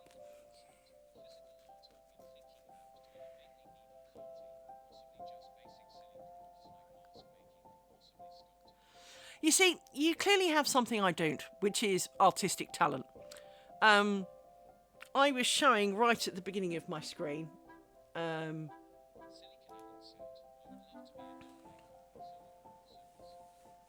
Don't maker would be cool. I can sew. I know I can sew. I could probably make rag dolls. That would be kind of stretching my powers of artistic talent. So my plan is, one of the things that I'm intending to do for this stream is that instead of my 3-minute countdown thing that I have on my stream, because I am aware that Twitch tells you when people are, that it's sent people for ads. Now, often it lies and it says they're all off to ads, but they've all come back because it didn't have anything to show.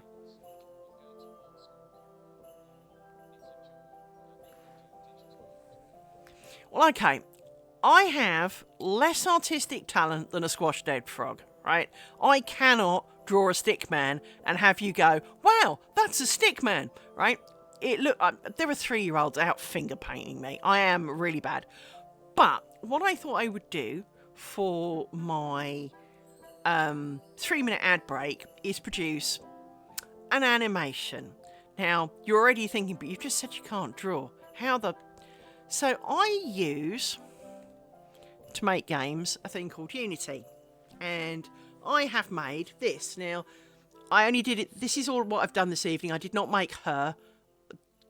I bought her, ignore her. But I've made the room, the light, and you can go out the room. Bear in mind, this is in editor, so I can go through walls, bite me.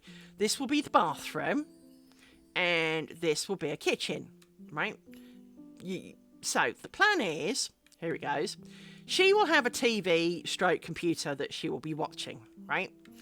And the idea is that she will, for the advert break, the computer screen or the TV will come up saying Twitch ads.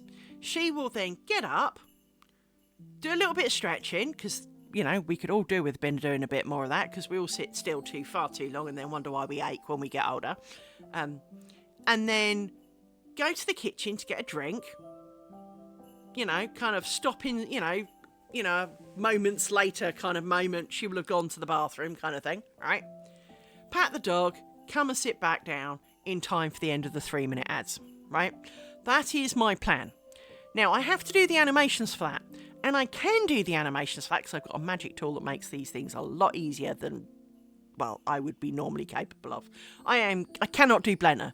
Do not think in any shape or form I am touching Blender. I have Blender, and I tried to make a donut following a tutorial, and I pressed something, don't know what I pressed, and I couldn't get it back to the way it was. They said, oh, if you ever get into a place you don't know what it is, press this and it will go back. No, I didn't. I had to give up on my donut. I had made most of a donut at that point. I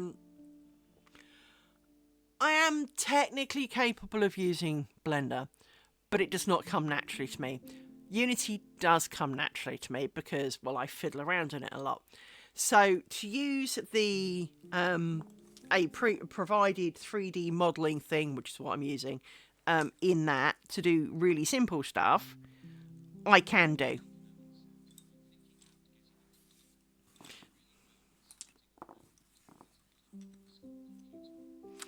Well, at least one of the advantages of Blender, of course, is it's free. Unlike Maya and ZBrush and a whole bunch of other stuff. Now, I do know some people who are really good at that stuff. If you ever want to follow someone, there's a guy called Zuken Sculpts. He is phenomenal. Let me do a shout out for Zuken, because you might want to follow him. He's really cool.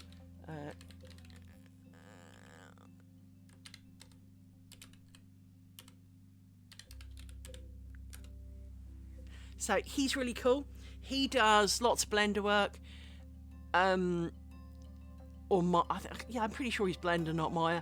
But him and another guy called Padas, the Ranger, they do. Padas uses the same tool I'm using in Unity, predominantly on screen.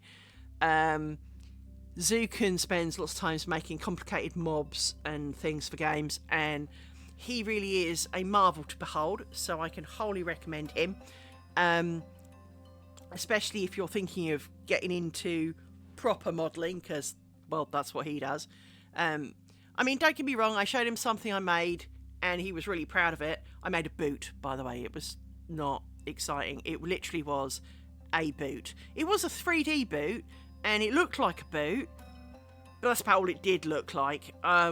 It was not a thing of beauty. But it did only take me 15 minutes. But he said it was a really good boot. He said he wouldn't animate it, and I'm like, who animates boots? What do you mean, animate a boot? What would you animate? I hadn't given any thought to animating boots as people walk, because if you think about it, your shoes flex. I hadn't thought about that at all. Why would I? I'm stupid. I don't do these things for a living. He does do these things for a living, so he is a very intelligent guy, and he's really, really nice. So I wholly recommend him. And he will answer questions, and he will explain a bit about what he's doing, and, you know, he might not give you a full-on tutorial, but if you ask him, you know, should I do this or this, or what would you recommend for this, and he will probably answer you, because he's a nice guy. I can't promise you, because obviously he's got a job to do, but he, you know, as a general rule, he's always answered my silly questions, so, and so have the other guys, so I'm not going to argue against any of them. But, you know, I thought I'd do this little bit of animation. I've got an animation tool that I'm going to use because, well, it helps. And I thought it would help make my stream a little less boring because, well, you know, staring at bobbins, you know, can get a little bit much. But to remind us all that in the ad break to make use of it and, you know, pat your dog, hug your cat, whatever. Check your husband's still alive, you know, or your girlfriend, you know, that they haven't passed out from boredom. You know, it's a thing. You know, do remember to, you know, do the world. Don't just sit and watch a TV all day. So, what am I doing? I'm getting this all wrong. That's what I'm doing. So, yeah, I thought I would do some of that. I thought it would be not a gimmick, but almost a gimmick for the stream to have a little bit of a cartoony thing. Maybe even sort of do a, you know, maybe she could be.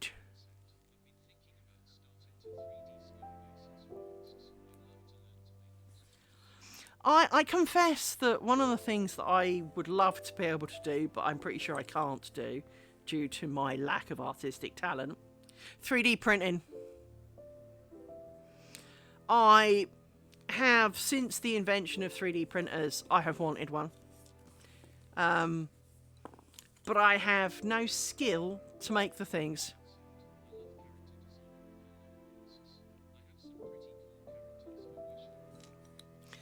Well, my problem is that, for example, take bobbins. Well, imagine if I could 3D print them to the exact specification I want. So these are really quite nice. They could do with being marginally heavier. Well, of course, if I 3D printed them, I could embed a small metal rod in the middle, so then they would be heavier, couldn't I? Right?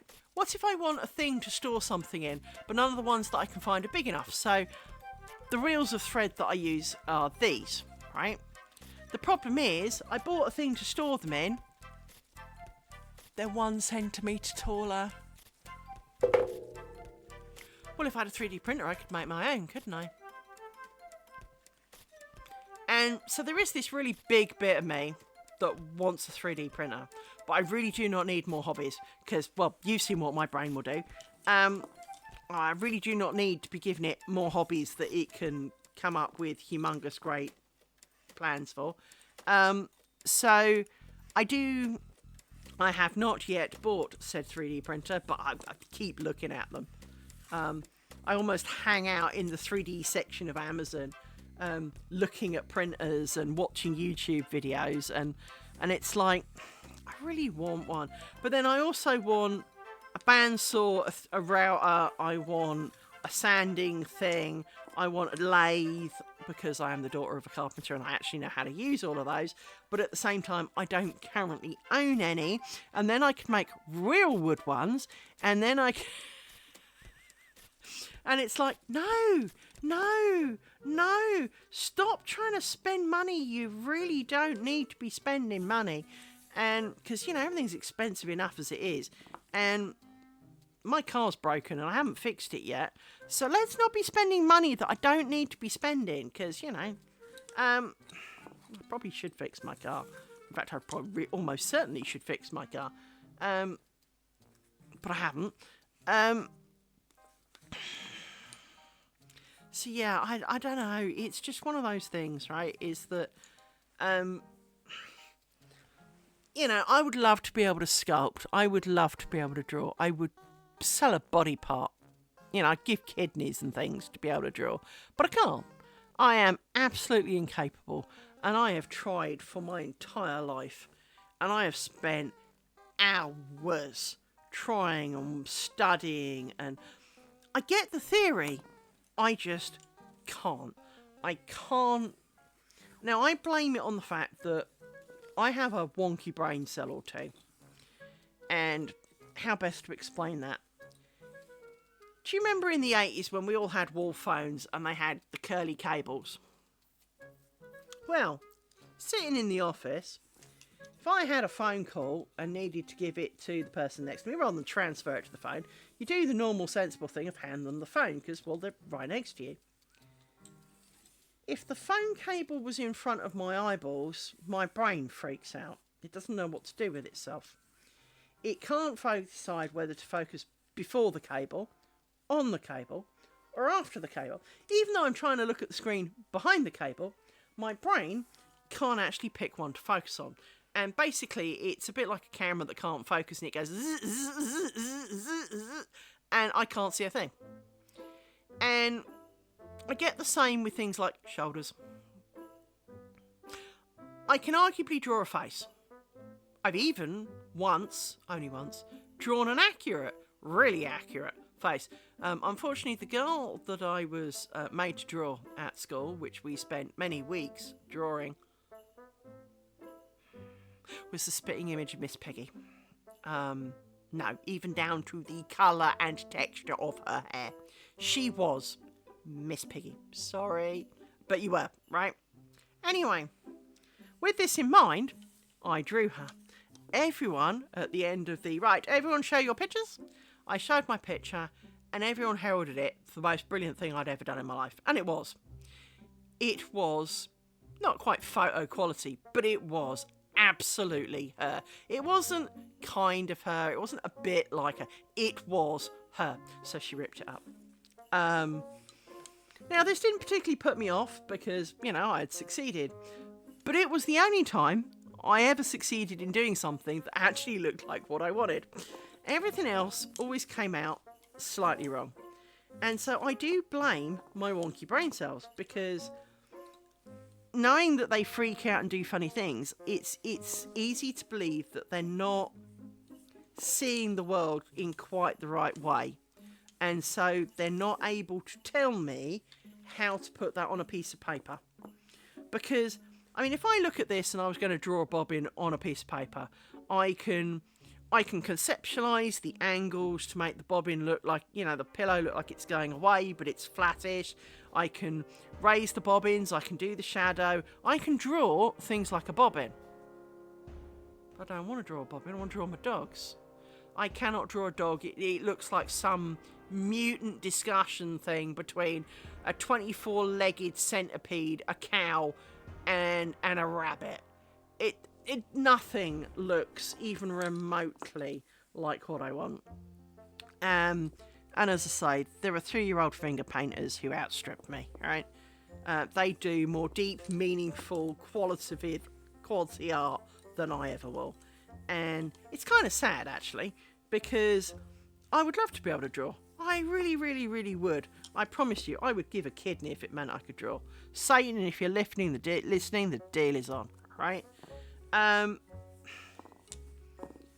can live on one kidney, but then I'd be able to draw. It would be a friggin' bargain. My mother could draw. My mother's mother designed the fairy baby. I can't draw. I can barely write. And I also, again, think that is part of it, is that my hand-to-eye coordination for writing in proper detail is not sufficient. I can pick things up, I can put them down. I can poke, wrap and pull. But I cannot do really small, intricate, little pressurised markings on a piece of paper. And as I say, it's not for the lack of trying. And so, yeah, I think,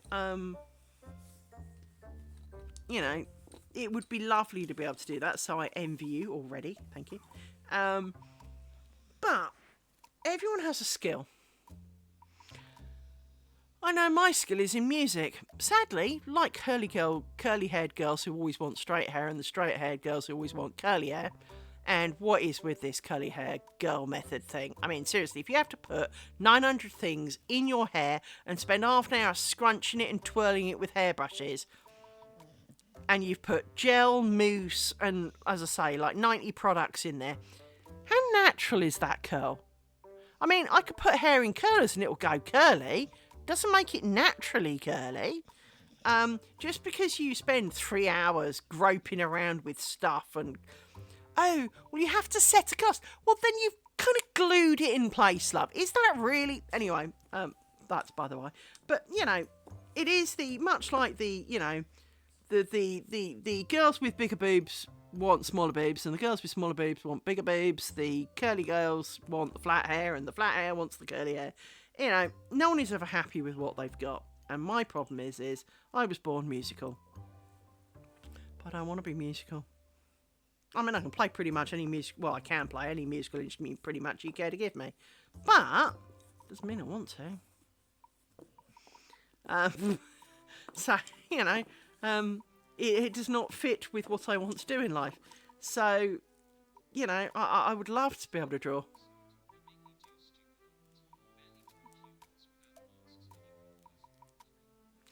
That I can understand.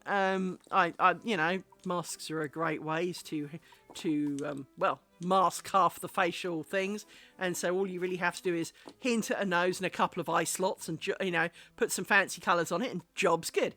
I'm well behind that. You know, that.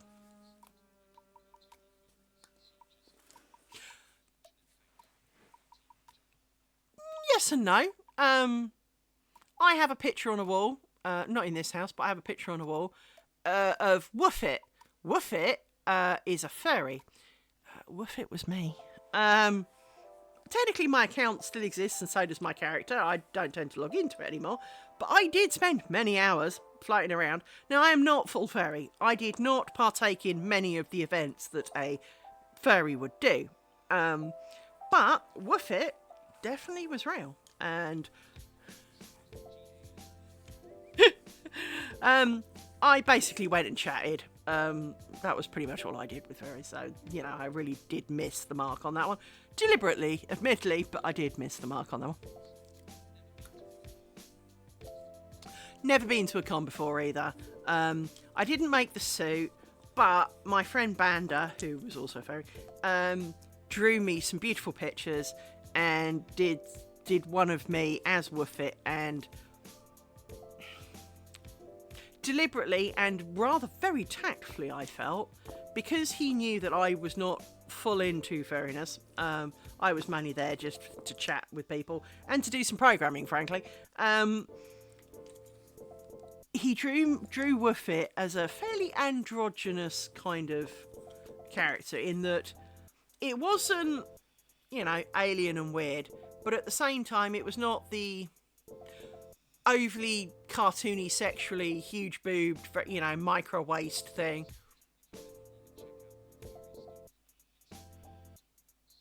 Okay, I will DM me a link. Send me a link. You're free to post a link here anyway, but if you don't want to post it for all to see, because it will appear on the chat on screen as well, send me a message here on Twitch and send me a link, and I will add you to my collection of people to look at. Because, well, as I say, I have not fully embraced... I never fully embraced furriness. I started furriness... oh, it was way back. It must have been like 1995. Right? So I've been lurking around the scene a really long time, but I've never really done... You know, as I say, pretty much only ever went to chat and program. However, I know people who were considerably more into it and did other things, shall we call it. But I do, like you, I really love the detail that they put into their costumes. That's not true. I did go to a con once. I did. Actually, there was one kind of down the motorway from me here in England. I wasn't living here at the time, but where I was living then, and I did go to it. I'm not exactly a social person, and I found it one of the most god-awful, uncomfortable things that I've ever been to in my life. But I went anyway. I can say I went. So it was pretty much...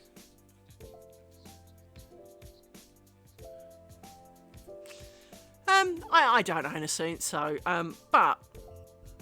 I think part of the problem is, much like I've said, I arguably have an account on Furry Dog, and have done since 1995. But it depends what your parents have heard, right? And I'm pretty sure my parents wouldn't have approved, and I think if they were still alive, they still wouldn't approve. And I'm frigging 52. So I do think that a lot of it is that you get... If they watch things like CSI and they heard the thing about yiffing, then, well, they're not going to feel overly keen because, well, they've heard the thing, right? And I think that is a problem with... It's like everything in life. You think of the uproar against Muslims a few years ago, which was totally unfair because of a small minority. And like all things, while there is some real weirdos who live in the furry world, there are also some perfectly normal people who live in the furry world. There are people who really, really, really get into it.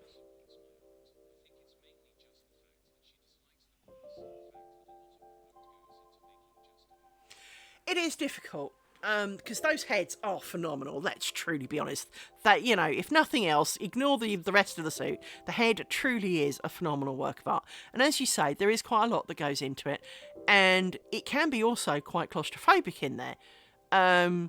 So you have to design them pretty well. It's also really hot in a fursuit, by the way, in case you've never worn one. It is really frigging hot in there, and they can really stink, and keeping them clean is really hard because, as we all know, if you've ever had your furry fluffy toy plushy thing, depending on where you live, washed by your parents as a child, they go bobbly and horrible.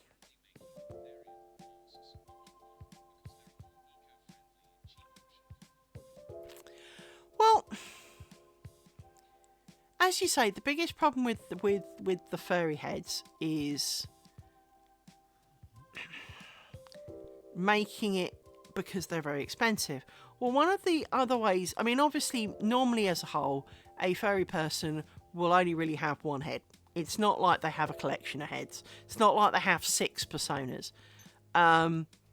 So to them, it is not an investment, but kinda, because it's like a crash helmet. If you're a motorcyclist, you buy a good one, it'll last you ages, and as long as you take care of it, it'll be good.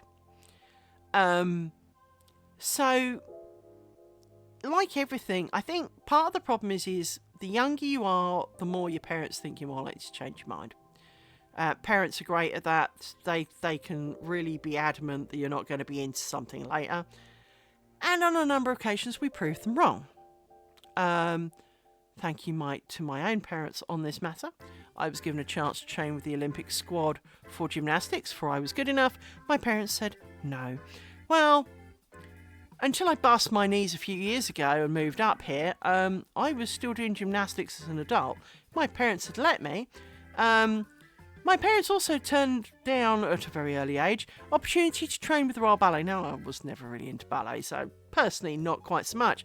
But considering how much my dad was into it, I took up karate as an adult, and I went to get my black belt, and I asked my dad if he'd come and watch. He refused. The week before, pretty much, I think it was 2 weeks or so before my black belt, he flew out to China from the UK to watch other people's children prance around in China. But he could not come from London to Birmingham, where it was being hosted. Bear in mind, all he had to do was come to my house. I would have driven him the rest of the way, and he knew that, and I told him that. He refused to come and watch his only living relative achieve a black belt in karate, something I'd worked for a number of years. He refused. And I was really hurt by that, because, you know, you'll fly halfway around the frigging world to watch someone else's children, but you won't come the hour up the A40 to watch your own. don't you think that's a little bit mean? Because at least the A40, oh, well, I can't sit that long in a car. I need to be able to get up and move. The A40 is littered with places to get out and walk, to have a pee, to have a cup of tea. You can make like 48 stops along the way. You almost, it's almost continual stop from start to finish. Oh no, I couldn't possibly do that. Yeah. For example, when he wanted to go to the ballet, I was expected to drive down there after work. So 4 o'clock, I would have to go to work early, finish at 4 o'clock, get in the car, drive to London, watch his dogs for the evening while mine sit around on their own, and then at midnight, when he swans back in, I've got to drive back again. That's perfectly acceptable. He would not even dream of coming here. By the way, guess who's in my spare room now in a box? Mm-hmm. You're in Cheltenham now, huh? Yeah. So, there's a bit of that goes on. Yeah, it is kind of awkward, but that's my life for you. But yeah, so my parents were not particularly supportive. But I do appreciate that cost is a factor because, we're not all made of money. If you are, congratulations. But, cost is a concern, especially if there is a chance that it's going to be something that is more flash in the pan. It's I really want, a bit like my brain, and it's, hey, I've made a bookmark, let's make a net curtain, right? It's I really would love one of those. Like my 3D printer, which is why I haven't done it. But, I really want one. But I'm pretty sure once I've printed all the things that my brain's currently thinking of, it'll sit in the corner and I won't use it that often because, well, I've made all the things that I wanted. So I think parents are a bit like that sometimes, is that they're less keen on, letting us buy and have things that we really, really want and that we know we would love with all of our soul, because they are concerned that, well, pretty much by the time you've done it and they've paid for it or whatever, or even that if you've paid for it, that you'll have gone off it and it'll be a waste of your money. And there are better things you could be doing with it, such as education, such as, saving for a car, such as saving for a flat, such as, all of these kind of things. And they're not wrong, but it's still annoying. So you have my sympathy, I understand. I do know a couple of people with fursuits who, I haven't spoken to them for a while, but, and, they are a heavy investment because you do want to do it right. You do, as I say, it's quite warm in there, so you need it to be breathable, but you need it to be repairable, you need it to be, comfortable, you need it. So it is difficult. So yeah, I don't know quite what to suggest for that. Pick away slowly. Save up for it, and when you finally escape the grasps of your parents, buy one. I didn't say that. No. That's what I'd do. So, because it is fair that maybe in 2 years you won't be interested. Well, in which case it's a lot of money for something you're not going to use, but it can still remind you of better times. It's still something you can pull out for Halloween. It's still something you can, it's not like you can't never use it again unless you grow out of it, I guess. But, with that kind, but then, hey, you can put on weight, you can lose a load of weight. That can happen too. So, made worse the older you get, that's for sure. So yes, you have my sympathies. I will look at your link later. Yes, definitely have a look at Silver of Dragon though. As I say, he's Finnish and he does bobbin work. Not necessarily exactly like this, but he does do bobbin lace making too, and obviously speaks Finnish. You can understand him au naturel, whereas I sit there going, wibbly, wibbly, wibbly, wibbly. Ooh, I can see. I work out what he's talking about.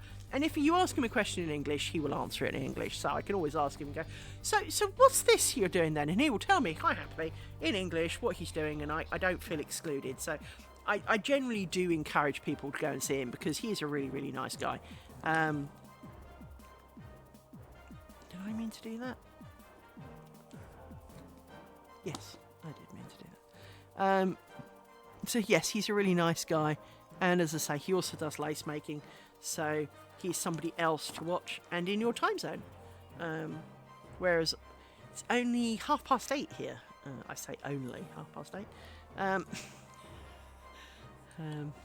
Still late enough because by the time I've uploaded this video to Twitch and counted my fingers and toes, and that was the wrong one to be doing. I need to do this one.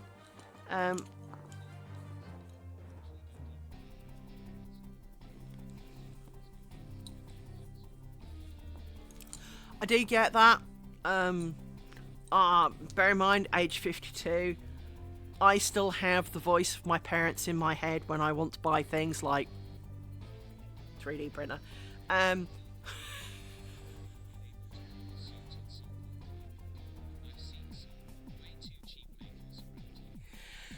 problem with cheap is, of course, is it can look exactly that, and you want it to look reasonable. Otherwise, you'll hate yourself because that is a waste of money. I mean, one of the things that I definitely would say on that is it's a bit like cars. Yes, you can buy a Mercedes. You can spend £100,000 on a Mercedes, and it is a well-made, or it used to be, car and all the rest of it. You can spend, say, bear in mind I haven't bought a car for many, many years, but you could buy, in the same period of time, a Ford for about 30 grand. Well, the Mercedes isn't necessarily 3 times better than the Ford. It's a car. It drives you to Tesco's to get some food. It drives you to work. It'll go up and down the motorway. Yes, the Mercedes will do it marginally more quietly. It will also generally be an automatic. We spit on automatics in this household. You can find manual ones, but they're generally shunned upon in the Mercedes world. You can get automatic Fords if you really want one, but generally they will be manual and are a thing of glory. Or a BMW, or a Fiat, or friggin' anybody else. But like a lot of things, I went for a job once as a Kirby salesman. I did not know this at the time of applying. They just kind of went, "Hey, are you looking for a job? Well, come and meet us." And I was looking for a job, so I went. Should have realised it was a bit of a con, but never mind. Anyway, they didn't really tell you what the job was for, and we're all sitting there a little bit kind of confused because we didn't know what we were supposed to be doing. Anyway, man comes out, chucks a load of stuff on the ground, and hoovers it, and we kind of look at him thinking he was a bit weird. Then he pulls out a black cloth and hoovers it again with this other hoover, and went, "Look, see, this one picked up so much more." And we kind of went, "Yeah, it did pick up more." Well, back then, hoovers generally costed about 100 quid, and the Kirby was £1,000. Well, yes, it did technically pick up more stuff, and the Kirby is arguably a motor, so it could be a water pump and other things. But you had to pay extra for the extra bits. So, for £1,000, you got a vacuum cleaner. Wasn't 10 times better than anyone else's vacuum cleaner, and back then they lasted 15, 16 years. So, I'm sorry, I haven't got the guts. I cannot go into people's homes and tell them that they need to spend £1,000 on a freaking vacuum cleaner when the 100 quid one will do perfectly good enough job. And there are times to be cheaper and there are times to be expensive, right? If you're going on a once-in-a-lifetime opportunity holiday, do not cheap. Because you can't do it again, right? If you're getting married, don't blow that much money. Because my wedding cost, by the way, £2,500. None of this 45 frigging grand crap. And that involved an E-type jag, a handmade wedding dress, top hat and tails for the lads, flowers, church, bell ringers, choir, reception, food for people, cake. I mean, what exactly... I mean, I didn't have bridesmaids, but other than that, what is exactly missing? I had a maid of honour and everything, right? I mean, seriously, there was no need. There's no need to spend 300 million quid on a wedding. But you do sit there going, there are times to be, I also wouldn't have got married in a tent. Well, mind you, my wedding shoes cost me £1.50, so, because they were in sale and made of plastic. Well, I was only going to wear them once. I wasn't going to spend a lot of money on it, now was I? So, for that in mind, right? There are times to be spending money and times not. And I think if you wanted a furry suit that you could absolutely appreciate you need to spend enough money on it that it's a good one, but not, you know, Vestal Virgin hand wafted kind of, you know, made by Lord Almighty himself, right? We do not need, you know, we haven't got Elon Musk's bank account here, so we can't afford that kind of standard. But we can afford to save for a good one. And it's the same with everything. I'm the same with my computers. I'll cheap out on a bunch of stuff. So if I'm buying a sandwich for lunch, I'll buy the cheapest sandwich because I'm only going to eat it, and in 5 minutes' time I won't remember what I had. So what's the point in spending, you know, £7 on a sandwich when a £1.25 sandwich will do and fill me up just as much? Will it taste as good? Technically no, but 5 minutes later I'll have forgotten anyway. However, with a computer, it pays to buy more at the start because it's cheaper. If you want to upgrade it later, it costs you more money than it would have done to buy it at the time. Now, it's not always possible to buy it at the time because maybe it wasn't invented at that point. Maybe you really just flat couldn't afford it. But if you can afford it in any way, it is worth getting the biggest, fattest that you can, because it will be the longer before you really do need to change it. And I would definitely say the same about a fursuit, is if you're not going to absolutely make it yourself, and making it yourself is a very difficult thing to do well, do consider that you need to spend enough on it that it's not terrible, but not too much that you bankrupt yourself or have to skip meals for a month to pay for it. You know, save up for it a bit longer, wait, you know, maybe do some artwork to help advertise their work as a trade-off a bit. See what they will do, because that's always an option, right? Especially if you can draw. People will often trade for marketing material that they can use. You know, if you help, you know, design flyers or posters or a website or, you know, just even a few pictures to go on it, they can be really grateful for that because, well, it saves them doing something maybe they're not so good at. If you're into photography, you could maybe help take some pictures of some of their clients to have as a portfolio. You know, there are ways to, let's say, potentially offset some of the cost. I'm not going to say you're going to walk away with having paid nothing for it, but maybe you can make it more affordable by offsetting some of the cost. So, never give up on your dreams, though, because if you really, really want one, and you've wanted one for ages, well, especially if you live on your own. I mean, if I'd told my parents I was buying a loom the size of a Land Rover and it was going to take over the entire dining room, as mine does, my parents would have called me the most stupid person in the history of the world. It cost more than my car. This thing. It was like £8,500. This loom was expensive, right? I love it. It's exactly what I wanted. If I ever want to make something now, I know I can make it. It has basically it has limits, but it's really big limits. And even my brain cell would struggle to entirely outdo its limits, right? So, I'm kind of set. Now, there are things such as I could sell some of the other ones that I don't need to use anymore because I've got the big fancy one. I could do a lot of things, but I haven't.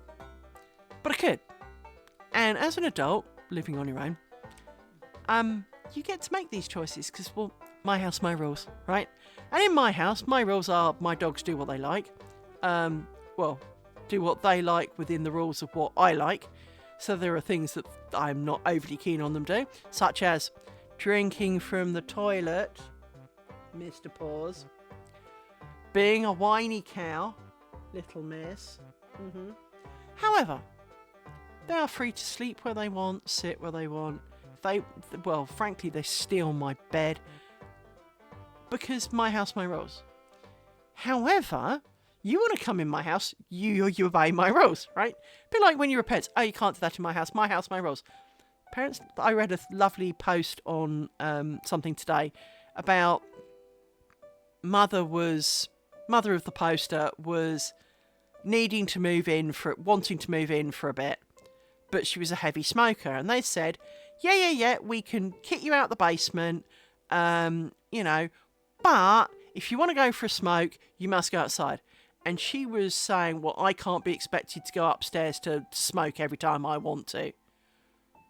Well, that's the rules. If you want to smoke and live here, you will go outside. And they were basically asked, am I wrong for wanting these rules? And I went, I did the same with my parents. My father, by the time he'd finished smoking and demised, had basically turned his lungs into tumours. For that is what he died of. They were very happy to visit. I was more than willing for my parents to come any time they liked. But I also don't care if it's a force 10 gale out there with sideways rain or hail. You want to smoke? Garden. That's the deal. Not in the house. I am very happy to see you. I love you with all my heart. But while you smoked yourselves to death in your house, this is my house. We don't do that here. You will go outside. And my parents respected that. They absolutely hated going outside because, of course, it did seem to be Murphy's Law that every time they came round, Armageddon was coming outside. But they did. Admittedly, my dad tended to do the I'll wait scenario. My mother, who could not wait, did do the outside in the sideways rain. And then came in looking absolutely drenched and awful. And it's like, oh, is it raining? Usual kind of thing. But it is not wrong to impose your rules in your house. So if your rule is you want a furry suit, well, it's your money, your house, your life.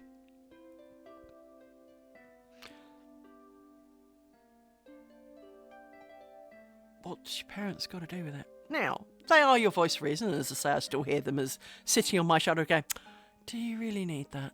Is that really a wise decision? But the answer can be, well, I want it. That's it. That's as much as they get. Because they're not here no more. And even if they were, it's my money. Well, have you paid your bills? Yes. As long as you paid your bills. And the problem is, paid my bills. And I bought stupid expensive thing that you think is stupid. My money. I earned it. I did the work for it. I bought it because I wanted it. And yes, maybe secretly I am pretending I'm not regretting the choice, but, I'm not going to tell them that. Lord, no. No. So yeah, if you really, really want a furry suit, buy yourself a furry suit. Save up for it. Make wise decisions. Don't just buy the first one you find and go, yay! Actually do pick one that, that is well made and...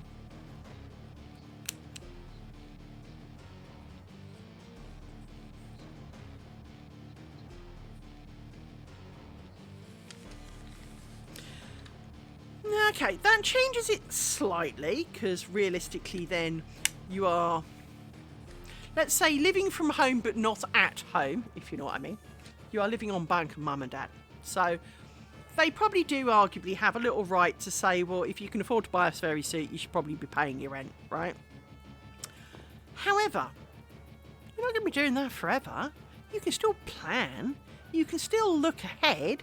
You can still think and think about what you'd get and, what animal you feel fits you best. What, look around and find designer makers and, even spend considerable time checking on them and looking at them and deciding whether you like the quality, because it is a big decision. And yes, you do need to put your education first. It's a horrendous thing your parents say to you. And we all kind of go, because we do, right? I mean, I certainly did, Christ. But, education is important. And there is no denying that education is an important thing. Take it from someone who...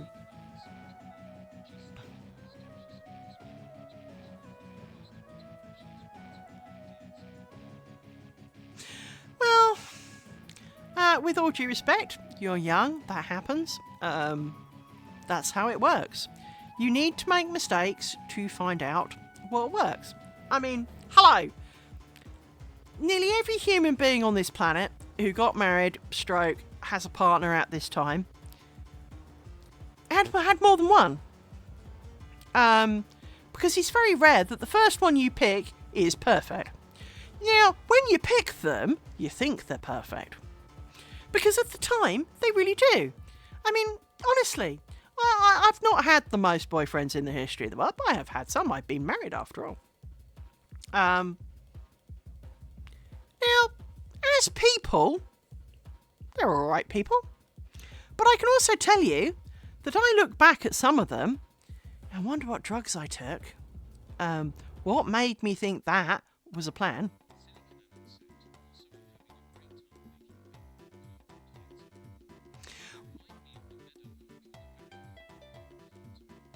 Well, the thing is you've also got to think that, as you've said, cardboard heads. Now, with a bit of extra padding, they're less cardboardy and more furry if you buy some fur fabric to go over the top. You can put some padding foam underneath. You can, pad it out with polystyrene things and reuse cardboard chip-ins. Not cardboard chip-ins, but you could mulch up some cardboard boxes and fill the head with a bit of that to make it a bit more stable. You can make it a bit of papier mâché and styrofoam and, expanding foam. And there are cheaper ways to make something. Especially as you can sculpt expanding foam. Did I tell you that? So there are things that you can do that can give you a basis and idea of what it will be like to have one without horrendous expense, because proper ones, really nice ones, are expensive, as you've said. Now, parents are often right. But as a child, Lord help us, we do not want to tell our parents that they're right, even when they're right. Even when they were so right, it's ridiculous. Because we wanted to think that we made our own decision and that we weren't entirely stupid, because we did try really hard. I mean, one of my boyfriends, my parents lovingly referred to as the Prat. Well, they weren't wrong. But by the time that my brain had decided that they weren't wrong, we'd been together nearly 2 years. It is... Parents are not always wrong, but they're not always right either. They can have wisdom with age, and having made many stupid decisions of their own. Now, I'm not saying that your parents are wrong, definitely not. But I won't say wisdom comes with age, because it doesn't. You still have to learn it. And it is surprising. I can name you someone who is older than me, let's just leave it as that, who frankly has got the common sense of my dog. Oh, look, a squirrel. Woomph, off it goes, right? They are very much like that. They are not wise. They are very unwise. But they're going to be 60 next year. So, wisdom doesn't always come with age. And so, as a result of that, not all parents, because this person's a parent, are wise.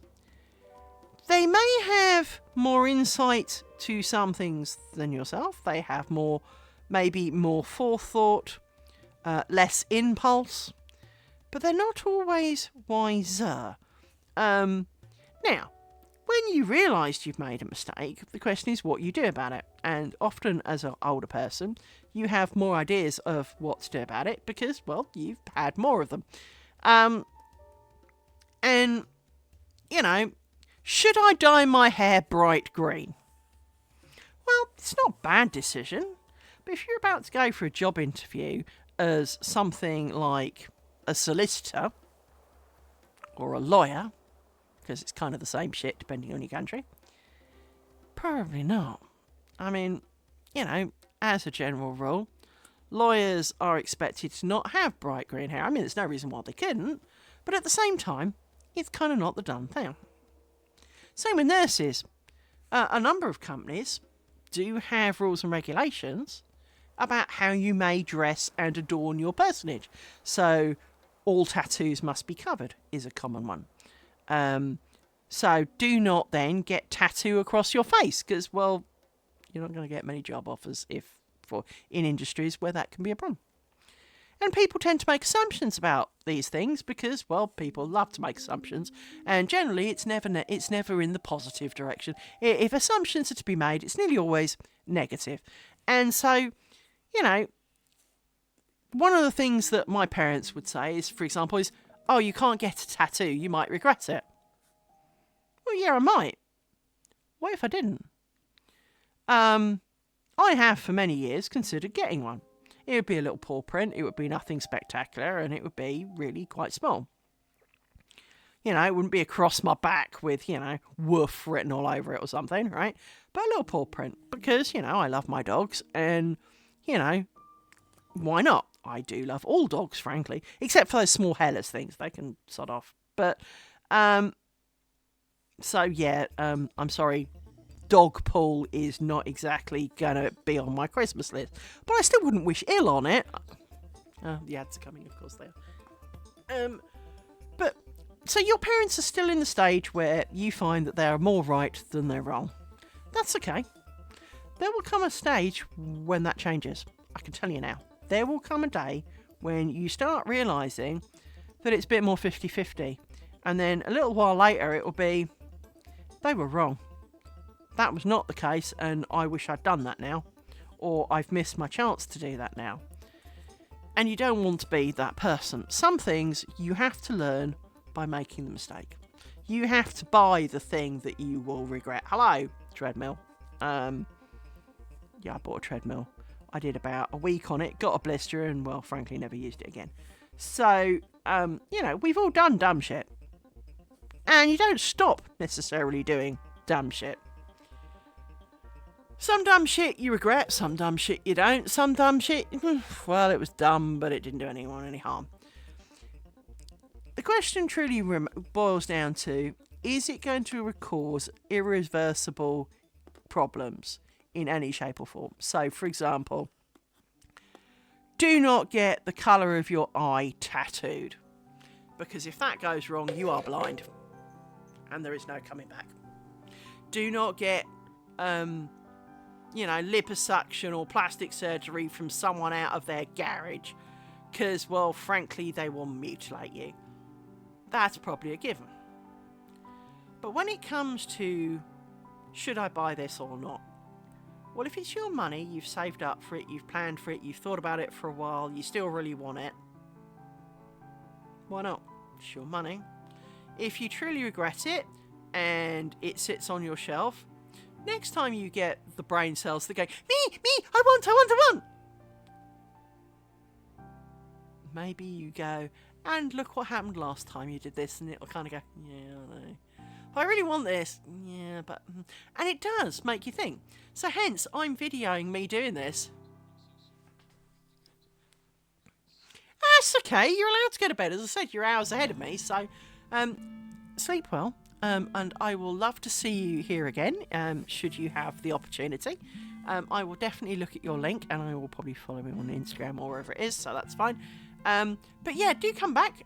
You can see me making more of my triangle tomorrow, hopefully. That's the plan anyway.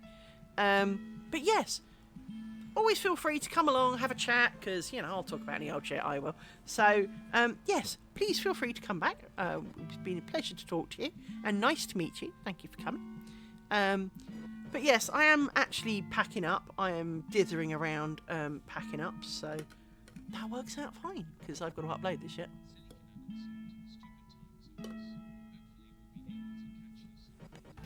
Well, thank you. And, you know, I said to someone earlier, part of the reason I'm cheery and happy is because I'm actually not. But, if, you know, I'm generally around most evenings, but obviously, as you're a few hours ahead of me, that can be awkward. I'm often around at weekend earlier, so maybe at the weekends I'll see a bit more of you. But you're always welcome, should I be on stream, you are very welcome to come and chat pretty much about anything. So, do feel free, because that's what it's all about. Having a chat, doing some crafting, putting the world to right about all manner of crap. So, and stopping me lose my marbles, because this is me recording me, not so that when my brain cell goes, me, I can go, look, it's exactly why I'm doing this. See you next time. Right, so I've taken my picture for the end of the day. I've got a few stray bobbins, but that's fine. We can mask those and sneak them under places. And you should be a bit more over there and out the way to keep you in a good pile. Let's put you round this side. You're too long. Let's tidy you up a bit.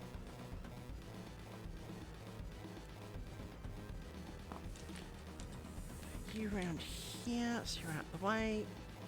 We steal the cloths back from the dog, who's using them as a pillow. This. We get the blue ones of doom. This gives it a bit of weight. And my brown ones do it all in one. There we go. So, I know obviously I'm on ads for some people, so how long have we got? 2 minutes.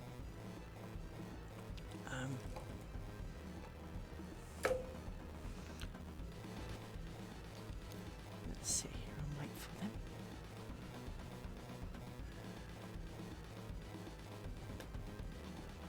Edgy up there.